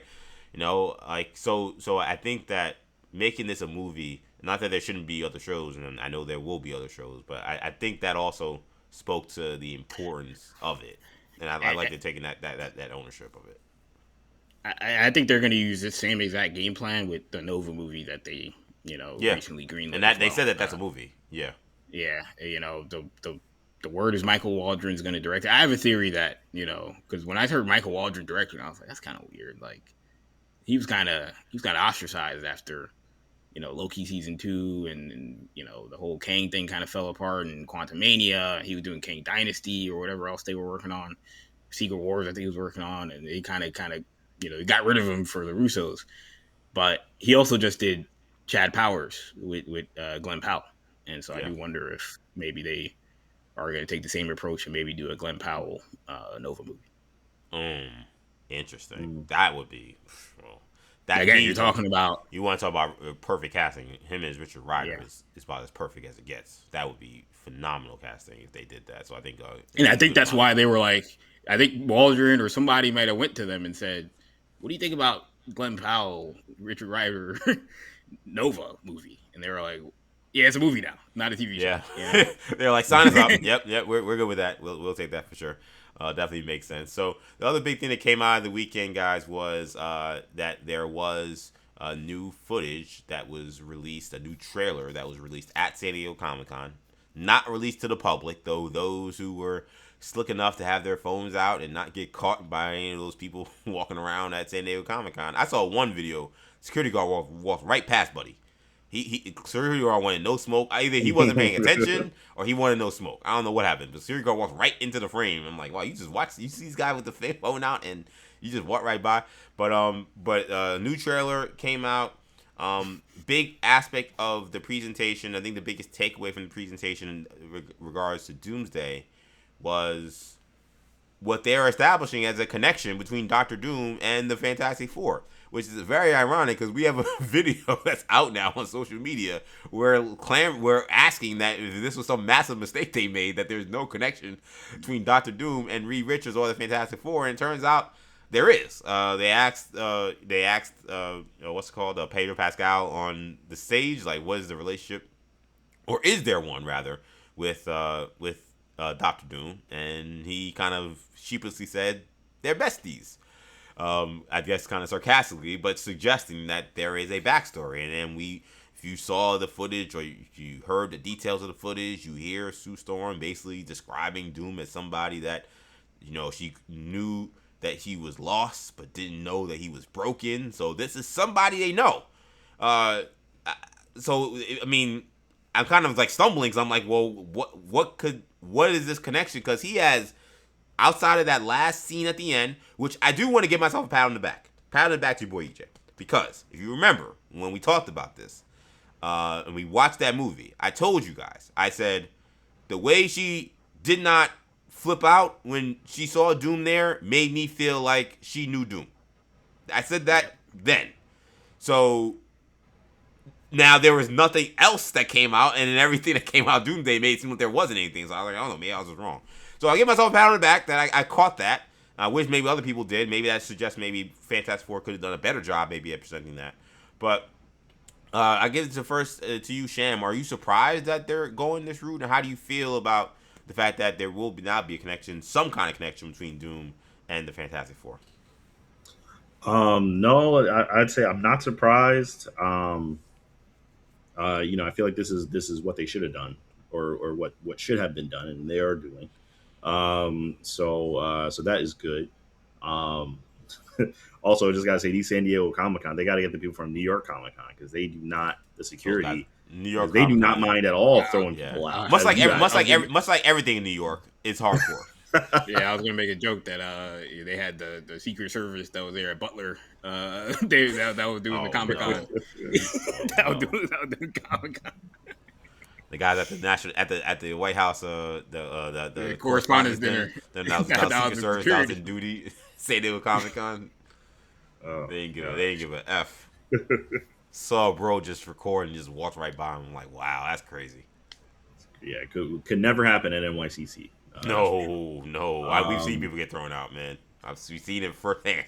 We've talked to people that got getting thrown out. Yeah, we've talked to people that got thrown out. It's real. Even for stuff that's already out in the public, they still throw you out. They don't even care. Just on principle, they throw you out. Just for sport. They will do an Uncle Phil Jazzy Jeff to throw you right out. But yeah, no, it looks like they're handling the Reed Doom thing. It looks like they're really trying. Reed's like, Victor, did you do that? Did you do that? I'm like, oh, okay, so they're really doing it. Okay, so I'm excited. I'm excited. I want to see, I want to see how they develop this.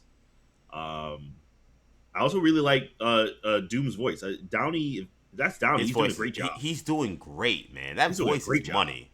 It is. Yeah. I'm wondering if he sampled that for them, and they were like, "No, yeah, you could do Doom." If I heard that, I'd be like, "Have you guys seen the clip of him sitting on the couch? Like, it must have been 15 years ago. Like, he's sitting on some couch and he's doing some fake European Russian accent. It's the same accent. And there was one of these scoopers, My Time to Shine, that tweeted 3 months ago, apparently they tweeted the clip saying apparently this is Doom's accent. And then I'm listening to him yeah, that's the same accent from the trailer. Whoever crazy. This person is works for Marvel, or because how would had you know to that? They put that out there. That's crazy. Yeah, that's insane. Crazy. But he does a good Doom. That's a good accent. He's doing it. So, yeah, I like what they showed. I think the footage they showed was clearly kind of meant to kind of really really lean into that Doom Fantastic Four relationship. Um, and I'm excited to see what they have to show. I mean, of course, we're going to see, Doom interact with the Avengers, of course, but seeing Doom interact with the Fantastic Four is for me like just as important, especially in this movie. It's called Doomsday. We know Secret Wars is coming afterwards, but this is Doomsday, right? So who is Doom? Like, why is he doing this? What is his connection to these heroes that we already saw in their movie, which was a great movie? So we want to see more of them and see how they interact with you. Like, I, you know, like I want to see all that. The thing that this got me thinking of is how long is this movie? Because I do want there to be time for that, like to actually see it, or to, you know, I think this movie's to at gonna be least give plenty us a long. good, huh? Yeah, I think it's gonna be plenty long. I think it's gonna be almost 3 hours, if not three. Yeah, I feel That's like what I would think. I the would think, rumors that the rumored run times I've seen has been around like 252 or something. 250. the So high some 240s. It's gonna be a long okay. movie, which it So needs yeah, to be. something like that.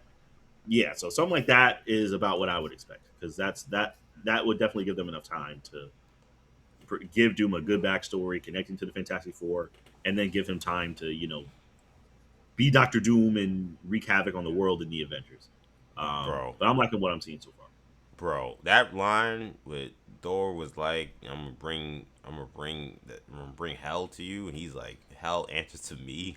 On Doom, Kendall, they cook it, man. And I'm just saying, I'm already getting ready for the eventual apologies I may have to give to Marvel Studios with what I heard about this second trailer and what I saw from a grainy cell phone video. I mean, the Doom. Now I will say, if I'm gonna caution that before I continue my praise for what I think sounds like they got a lot of heat. I wonder if this will feel kind of like shoehorned, like the whole Fantastic Four aspect of this. Like, will it feel shoehorned? Because it's like this is a long movie, so you got to now allude to like some kind of like background between Doom and Fantastic Four. How much time do you got to do that when we got to be bouncing around various different places? That's a part of it that's gonna be curious to see. It's supposed to be an Avengers movie, not a Fantastic Four movie, but I'm wondering how much will they be allowed to be a real centerpiece for this film. I think is a great question. But boy, I mean, that this is huge. Like this is what and I think it was needed, and what I expect to happen, Kendall, is kind of what I've also said. Is I get the impression that however our friends win this war, I think Reed Richards still ends up being like the guy that gets put over the most at the end of Secret Wars, just like he did in the comics. That regardless of who people who may appear, who may show up, and other big actors, I don't think it was an accident that when they put those actors up on the stage, the three main ones they had up there was Pascal, Downey, and Evans. Evans returning, Downey of course is Doom. Pascal was there. He's obviously pretty much just as big a star as those guys, but he looked out of place. Remember I texted you guys. I'm like, why are they trying to put Bro up there like he's on the level of those? Like he's not. Like, and I liked Fantastic Four, but like he's not clearly. He's not Captain America, and Robert Downey is where Marvel Studios began. Yeah, that was gonna be my thing. I think that they didn't want to maybe give it away, but I think they may be signaling to get ready to understand how important Reed Richards is to this world because he's going to be very, very important for the future. Yeah, and again, it shocked me that Fantastic Four didn't do as well as I would have hoped. I think the movie deserved, and as well as I would have thought. Based on Marvel Studios, taking it over and finally doing the Fantastic Four, I thought it would have done more than it did in the box office. But I do wonder because this movie's obviously going to do way better. It's going to make $1 billion. Yeah. And like so many of those people that are going to see this movie didn't see Fantastic Four. Right? It had plenty enough marketing that people will still understand. They'll know who these people are. But okay, yeah, I've seen. I guess I kind of get it. The Fantastic Four are recognizable, and they're A-list brand for Marvel characters. So I think they'll have some idea of who these people are, even if they don't know these versions of them intimately. Right. It's the question is for the people that because they're A-list But like for the people that didn't see the movie, and like don't go to the general Marvel movie, they may be more like, who are these people, or what is this going on? What's going on here? And now again, Doom in theory is the same thing. He's in every Fantastic Four thing. If you're a casual that doesn't follow anything but movies, the only time you would have seen Doom is in Fantastic Four movies. So you'll have the same question, but at least you may have been exposed to the whole Robert Downey Jr. thing, and of course he's the main villain. So that's been the big conversation, since last week and leading into this week has been Doom hasn't had any build up, right? And Feige had responded to that in a way. What do you think? What do you think of that response?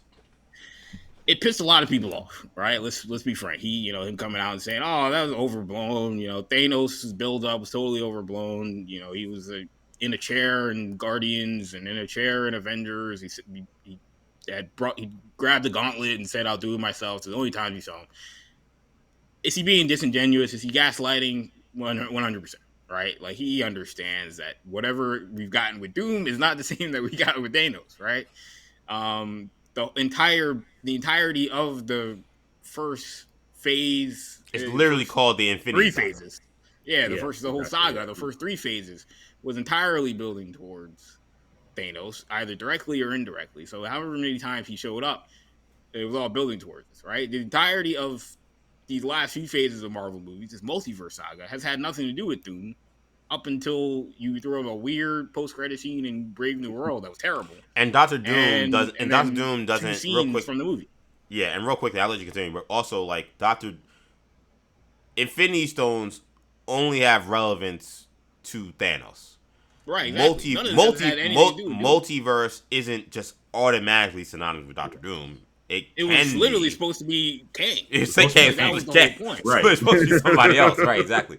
But you don't think, but even if you want to play the game of like, well, like we did a multiverse, it's like, well, multiverse doesn't necessarily just relate automatically to Doom. You were literally pushing it for somebody else. That was the whole point. When I think of Infinity Stones, the first character I always will ever think about is Thanos, because he's the guy who had the Infinity Gauntlet. That's how this whole thing began. So to your point, the building towards Thanos started with the Samuel Jackson post-credit scene of the Avengers initiative, and then it led to the Avengers movie, which then teased Thanos. The whole point of the Avengers movie is teasing towards Thanos. And so yes, it was a disingenuous comment. I don't have a problem with Feige fighting back. Again, we need more of Feige being willing to comment on what people are saying and hearing what people are saying. I like it. And we need more. We talk about it all the time. We need more podcast Feige. We need more sitting on a couch. I totally, less corporate. Just give me your unfettered, unfiltered thoughts. But to be honest, the backlash you're talking about is probably why we don't get that version. He probably doesn't want to do it. Yeah, I don't know if he's good at it, right? Like, I don't know if he should be doing it. I mean, I'll be honest. I didn't, even if I disagreed with the response, I didn't hate the response. I thought the response was reasonable. Like, it's from his perspective. Like, not from my perspective, I would say, well, from a factual standpoint, he's not totally. Yeah, he's not wrong, right? I mean, like the reality wasn't like Thanos was like a fixture in a lot of these movies. He just wasn't. Right. So that part of it, wasn't a character that we were totally familiar with, especially if you know. In fact, there are people. Infinity War, in fact, there are people who watch Infinity War who like were annoyed. Who are like, who is this guy? I'm telling you that. I keep saying, and Shamari had the great point last week. Just like I was like a lot of people don't know anything who go to these movies. Like, they just know Marvel's the ish. People always want to see them. I just want to go to the movie and see some action, whatever. So they just show up to the theater. So they don't know all this stuff. So I think that I didn't, even if I disagreed, I didn't like hate his answer. I was like, that's the answer. If I was him, that's the answer I would give. Now I would. Now I'm a fair person, so I would say, listen, I understand the Infinity Stones are linked to Thanos, and that was the entire essence of our entire story we were telling for 10 movies. But he's not going to do that because he's annoyed. So he's not trying to be fair. And ultimately, I think maybe that's the point of why they decided to table the Doom Fantastic Four rivalry for this movie, because they do. This movie's going to do way better than Fantastic Four. This is very important exposition that can't be put in just a Fantastic Four movie and then tell people You know, yeah, you got to watch Fantastic Four if you want to understand what's happening. I don't know if that There's was a, the plan. there's I don't a, think they planned on people not seeing Fantastic Four, but it may have worked out in their favor in that regard. and there's a reality too, guys, that we just saw them try to do have the villain of the saga in another movie and then make them the big villain in the Avenger movie at the end of this, and it flopped. Like they Yeah, tried it to wasn't going to do work. They the pivoted in part because of that. Yeah, that was part of the reason they pivoted, right? Outside of Majors being a lunatic. Like Kang was in Ant-Man, which everyone was excited about. I was excited about. You were excited about. Everyone was excited about. Like, oh, this is amazing. We're gonna see the villain of like the saga early on. Let's get it, you know. And he's about to get Ant-Man out of here. That's what we all thought, right? How we thought. But then there's the complications of if you're doing a movie, how do you do a movie with a villain when typically you want the protagonist to win? So how is he gonna win against Kang? And then he wins, and as good as Major's performance was, it like they ruined the character. It was like he lost to Ant-Man in a 1v1. It was kind of 2v1, then became 1v1. Are you kidding me? Like that's insane. Like how does he recover from that? And they were gonna have a long problem doing that. If you put Doctor Doom as the main villain in the first Fantastic Four movie, the Fantastic Four have to survive. They have to win. Does he make sense that this guy now can fight the Avengers and the entire Marvel Cinematic Universe after he just lost to the Fantastic Four, even if it's 4v1? It might be more tricky. Now, again, there's different things I would have done. I would have, again, had him a lot more in the background of that first movie if you were going to do this. I'm not necessarily, like absolving Marvel from how they handled all this. But I like Shamari said, like, it's better that this is happening than it's not.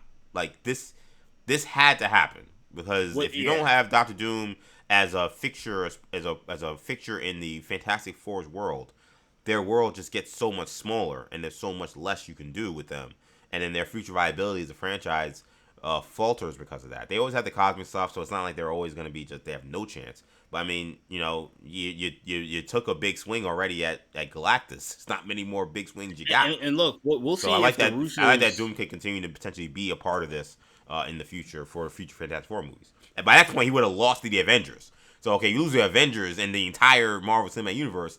All right, maybe I might believe that you can fight the Fantastic Four in a movie. I'll be interested. Okay, you lost to them, but maybe you could beat just 4 of them. Like, you know, so it gives them a runway for the future. I think they, in part, didn't want to do any of the Doom stuff, you know, because the Russos are so involved in everything Doom at this point, and because of the Downey connection and them doing this movie, that it's like they gave Shackman no opportunity to. I'm sure he wanted to put Doom in some aspect of the movie, and I think they probably told him. They had that little Latveria absent. Right. Thing. That's probably told him that's as far as you can go. Yeah, that's all they got. That's all you got. And you know, we'll see what the Russos do now with the Fantastic Four. Right? Are they elevated? You know, in their movie compared to how they were in Matt Shackman's movie. I love the first Steps movie. But in terms of its reception and like, you know, that's another movie that didn't really push the cultural zeitgeist, you know, didn't survive it as well as I think people would have hoped. Didn't move the needle, I'll say, but it's possible. Again, pretty good cast and obviously great characters. It's possible that there's an improvement, and that their plans, because like I said, there's been word that they don't really know if they want to do a second movie or they're not really moving. They're not pushing a second movie yet. It's possible the Russos could rehab that conversation quick if they have a great performance in this movie. I get the impression that it might be a wait and see. Like you said, it might be let's see what happens, how they're received in Avengers, Doomsday, and in Secret Wars. Like, you know, they're going to be very Feige was not at all shy about like saying that like if you read Jonathan Hickman's Secret Wars, like that's a lot of our inspiration. Well, if that's the case, Fantastic Four have a major part in that story. So even though it's called Avengers Doomsday, like to me that could have been a Fantastic Four Doomsday. I mean Avengers Secret Wars. That could have been Fantastic Four Secret Wars. Really, like, you know. So if they are being, now we know they could say these words mean this, and then the story be something totally different, right? Secret Invasion being the obvious example. But even Civil War, which was a great movie, is an example in a smaller scale, right? It could be, they can do whatever they want with these things. That is going to be the interesting thing is maybe it's like, listen, like, all right, we can't just off rip based on what we did in our first movie say we're doing Fantastic Four again.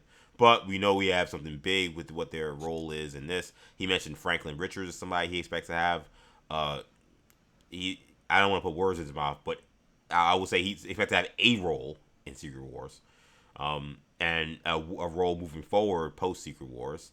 He's one of the most powerful figures in the Marvel universe. So, like, the fact that he's even saying that tells me, again, you can't do that without having some kind of plan for the Fantastic Four moving forward. So, big stuff over there with that trailer. Again, it sounds like the trailer was awesome. Just from what I've heard, it sounds like. I mean, I saw a little bit of it in a grainy video.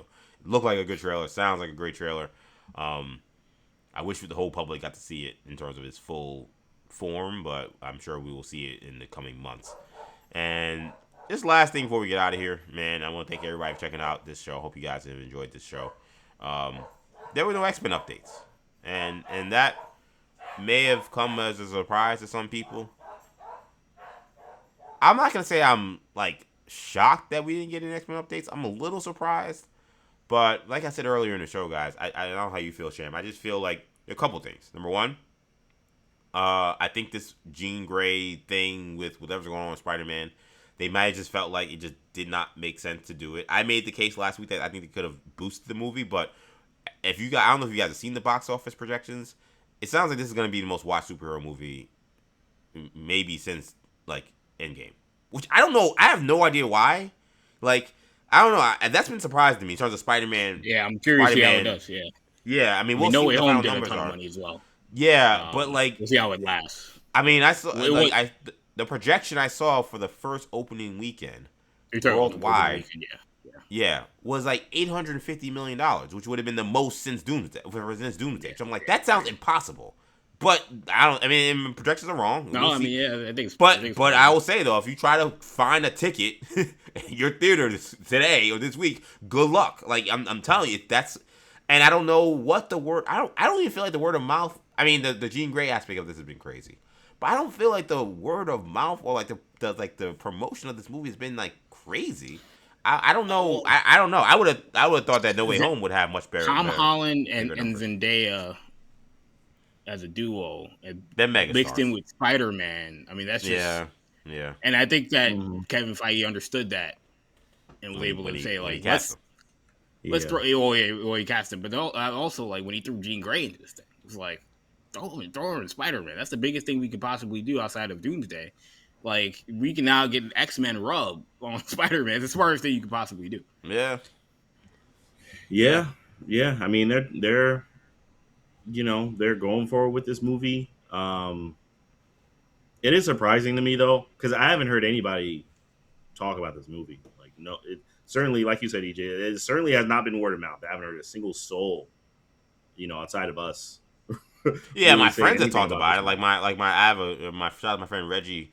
He has a group chat of us talking about Spider-Man movie. Like, but these are all Spider-Man fans. Like, right? Like, I haven't felt this like fever pitch that is apparently out there, but it's out there. You never know what's real on Twitter, right? Twitter seems to be ablaze, but like, you never know what side of the algorithm you're actually on. Right, exactly. Twitter's very unreliable source. Yeah, you siloed really in that regard. I mean, maybe people are fiending for like a big, good summer movie, and Spider-Man. That's Holland and Zendaya, summer, and maybe an X-Man. That is people are very excited to see, and then maybe that's just some because it's not like Spider-Man's doing anything particularly crazy except mutating. I guess I just like also underestimated just how much work has been done in terms of establishing the Spider-Man. Like I guess in theory I should probably think of this like how if I would have watched Spider-Man 4 with Tobey Maguire, we never got that movie, but had that movie come out, like that would have been the biggest thing ever. and like maybe because of like Yes, but even then, like the third movie was Yeah, so and bad, it was like, well, that's but why yeah, that's why we never got but it. my thing though, imagine if the third movie was amazing, which it was. right, which I Like mean, imagine yeah, like that they would be didn't get so. No Way Home. So for Yeah, me, it's like maybe it's one of the things where like maybe I no, shouldn't be just so expecting people walking around talking about it every day. Maybe it's just like, oh, duh, I'm going to see Spider Man. It's the biggest thing ever, and like I'm an yeah, maybe adult, so maybe it's a little different. I'm feeling it differently, but that might be the reality. Young kids are like, what? Of yeah, course I'm going to see Spider Man. yeah, and maybe we're underestimating how much the kids, latched on to Holland. Maybe they really liked Holland and Zendaya, and and Spider Man's always going to be popular By with the young way, people. Those again, those Maybe actors maybe they really like him. By the cut way, Holland through is great. By the way, comic book I movies. watched Homecoming yesterday. I'm gonna watch all of them. I got 3 to go, and I gotta watch this movie on Wednesday because I got an early screening, so I got a long way to go. I probably gotta watch one tonight. But I watched Homecoming again, and I was like, I forgot how good he was. Like, it's his I first mean, one, yeah, but he's perfect. Like, we just watched Odyssey. He's great in that. Iron Boy stuff. You want to complain about Iron Boy? Like yeah, like, Iron and Boy that's like, Junior. yeah, you want to complain about that? Fine. Like that. I don't know if it ages the best, but his acting, him being Peter Parker, is elite. Like it's so good, and like I really enjoyed that we got that like really like true to form like high school story. I'm glad it was only one. You didn't need like well, I guess it was 2 technically, but like one where he's in New York City high school. I don't think you needed like 3 of those things or 4 of those things, but like the fact that we got one like that, we were very lucky as superhero fans, Spider-Man fans, that movie came out. That I think is one of the most underrated superhero movies maybe ever. Like I watched it again, I'm like, this is elite. Again, unless you can't I'll see like the Iron Boy Junior stuff. Otherwise, everything about this movie is awesome. So I really enjoyed that. But Yeah. on the sorry, go ahead, Kendall. Before I get on the X Men thing. No, I was just gonna go on the X Men. Yeah. Thank you for that segue. Yeah, I was gonna say on the X Men. I will just say real quick that they'll be fine. We've got D23 coming. They are they understand that the X Men probably deserve more time than they would have been afforded to have at Comic Con, and they've got castings that I don't know if we're completely done, but they have now another month to get the cast done. I mean, and they could probably do a full rollout. And Yeah. if Jean Grey, Sadie Sink is the face of it, which is everything we've heard, and she'll be the one we're introduced to in the biggest superhero movie in years, you want to have her there and not have to worry about, we can't spoil it, so let's just do everybody else besides Jean Grey. So yeah, they'll have their day, the X-Men. The title will be interesting. Is it going to be the Uncanny X-Men, the Astonishing X-Men? Oh, do you think they might could do something like? Think they might do something like that? Yeah, I think it's going to be the Uncanny. That'll be my guess. The But we'll Uncanny see. X-Men will be. And again, I mean- man, there's things. I mean, all- Fox I mean, loves all to of meat them. on the bone. I mean, to be honest though, I mean, you could do Uncanny, you could do Astonishing, you could do New X-Men. Even the New X-Men work. Like Yeah, Yeah. maybe it's Especially- it's not maybe new. It's the only X-Men obviously in this world, but it'd be new to all of us. Yeah. And obviously, I actually especially read them being young and them being a new part of the universe. Right, exactly. I actually read New X-Men 1 yesterday. Cause I was like, watching X-Men 97 and seeing where the story's going. I'm like, I gotta read that New X-Men line. And it's obviously it's great, but it's the first issue, obviously. But I was like, there's a lot of books I gotta get up on as we get closer to this Marvel Universe introduction with the X-Men. Sham, I feel like the one thing I feel like I learned, because we got these 2 Marvel movies coming out in 28. We had no X-Men announcement today or yesterday or Saturday, I guess. I think that 10-year, whatever that 10-year thing we wondered about, I think is real. I think, like, to me, because it looks like now you're talking about 2029 is probably when you're going to see the X-Men. It's just, I think they're saying 2028. Like, man.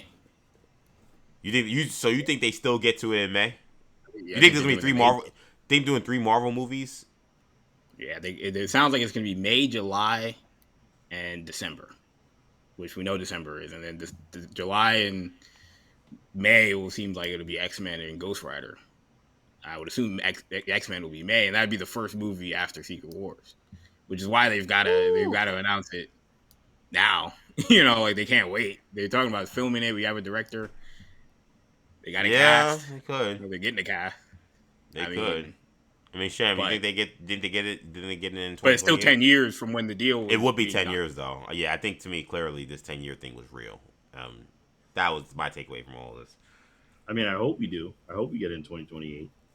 I think, I mean, look, I think it would make sense because none of the other stuff made sense. We were complaining every show we complain about it, and it never made sense.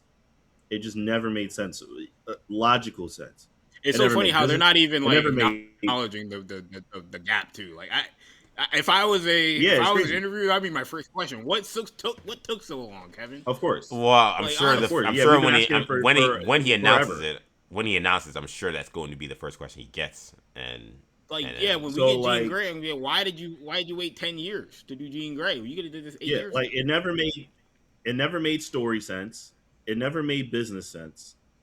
It never made any kind of sense.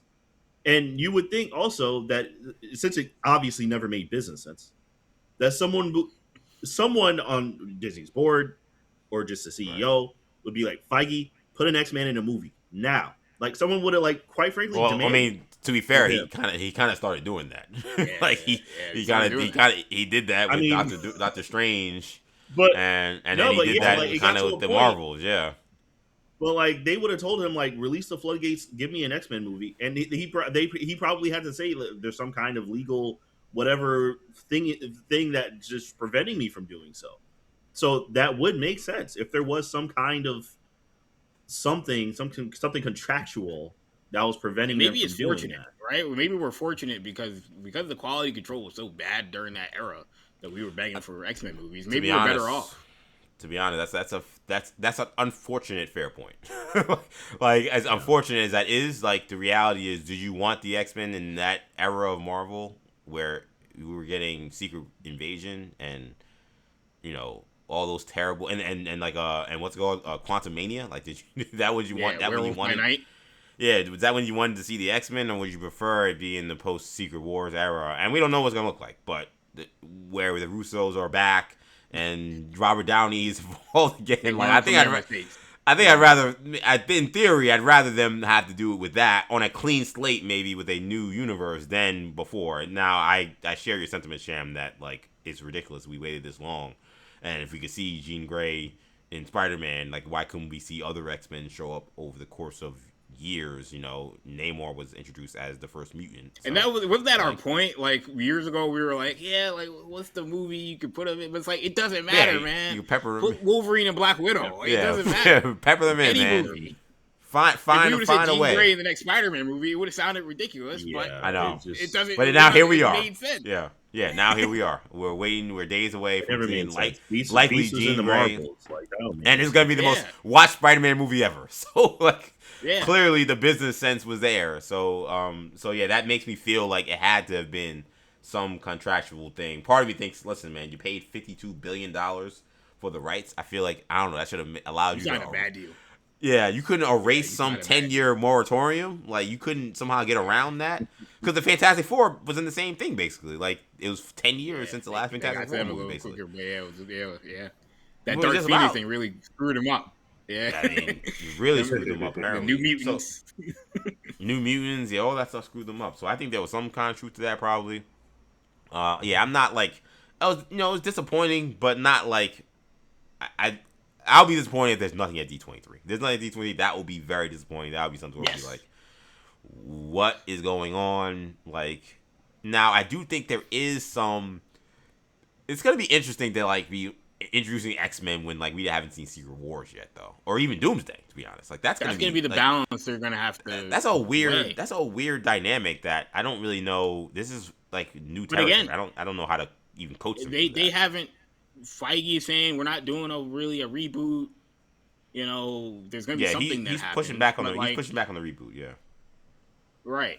And I still believe him when he says we're gonna get a new Iron Man and Captain America at some point in the next decade, probably next 10, 15 years, however long that is. But he's not doing a reboot. Well, how are you gonna introduce the X-Men?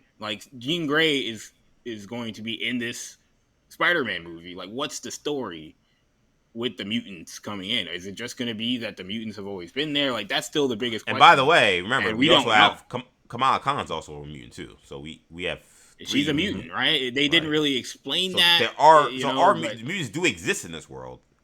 In theory, there's just not that many. Is that a new phenomenon, or is that a phenomenon that's always been there, right? And if it's a new thing, how do you explain Wolverine? How do you explain, maybe Magneto, maybe Professor X? Like Professor X, the mutant, he became a mutant after the blip. Like, is that really what we want to hear, or do we, or are you gonna do something where the mutants have always been a thing, and they just kind of been in hiding, and now the X-Men are forming at its natural point. It just happens to be that the X-Men are way younger than, say, Iron Man and Captain America and some of these other characters that we've the seen. Truth could be, I think whatever happens in Doomsday could very well, when it establishes the new status quo, is it adds other mutants to those three we know. I think it might be something that simple, where it's like, this was supposed to be a slow process. Jean Grey's one of the first. Yeah, it's supposed to be a slow process where it was not going to be it's going to be slow and it's going to take hundreds of years, but because of how we put the world back together after Battle World was created, ended up creating all of them. And maybe the only mutants that have to be mutants are Magneto and Wolverine, really, and maybe Professor X. Like that, from a story perspective, get really shifted if you start saying, oh, these guys just became mutants yesterday. Everybody else, it doesn't matter, right? If you told me Cyclops became a mutant within the last year, I wouldn't go crazy. And they're all going to be younger. Even Professor X is not the end of the world. Yeah, and the fourth one, Wolverine's the main one. The fourth one would be, or third, or however many people you named, also would be Apocalypse. He'd be the other one. Apocalypse, right? He has to be a mutant, obviously, before all this. He has to exist before. And maybe Apocalypse is one of the catalysts that we don't really know, but maybe he is one of the catalysts somehow of other people's mutations, and maybe that's the story that we're gonna get. We don't realize it, but it's gonna be an Apocalypse-centric thing. Yeah, and we know. Yeah, well, we don't know what's going on with Sinister or whatever, but that's the rumor. Sinister is involved, and Sinister usually is followed by Apocalypse. So we'll have to see how all that shakes up, man. But that's going to do it, man, for this edition of Hero Talk. I want to thank you guys so much for listening and watching. Of course, you can watch all these episodes on New Generation Media's YouTube channel. You can also check out, of course, the episodes on our podcast channel. Just search New Generation Podcast Network, wherever you get podcasts. Follow us on social media. Instagram, New Generation Podcast. X, New Generation Pod. Also follow us individually on social media. You can find me on X, EJ_Stewart, Instagram and TikTok, and Instagram and TikTok, EJ, and on Buzzer, EJ205Prep. Kendall can be found on X, New Gen Ken, Shamari on Snapchat, MCSham22. That's gonna do it. We'll be back next week with more Hero Talk. For Shamari, for Kendall, I'm EJ. Take it easy, guys. Peace.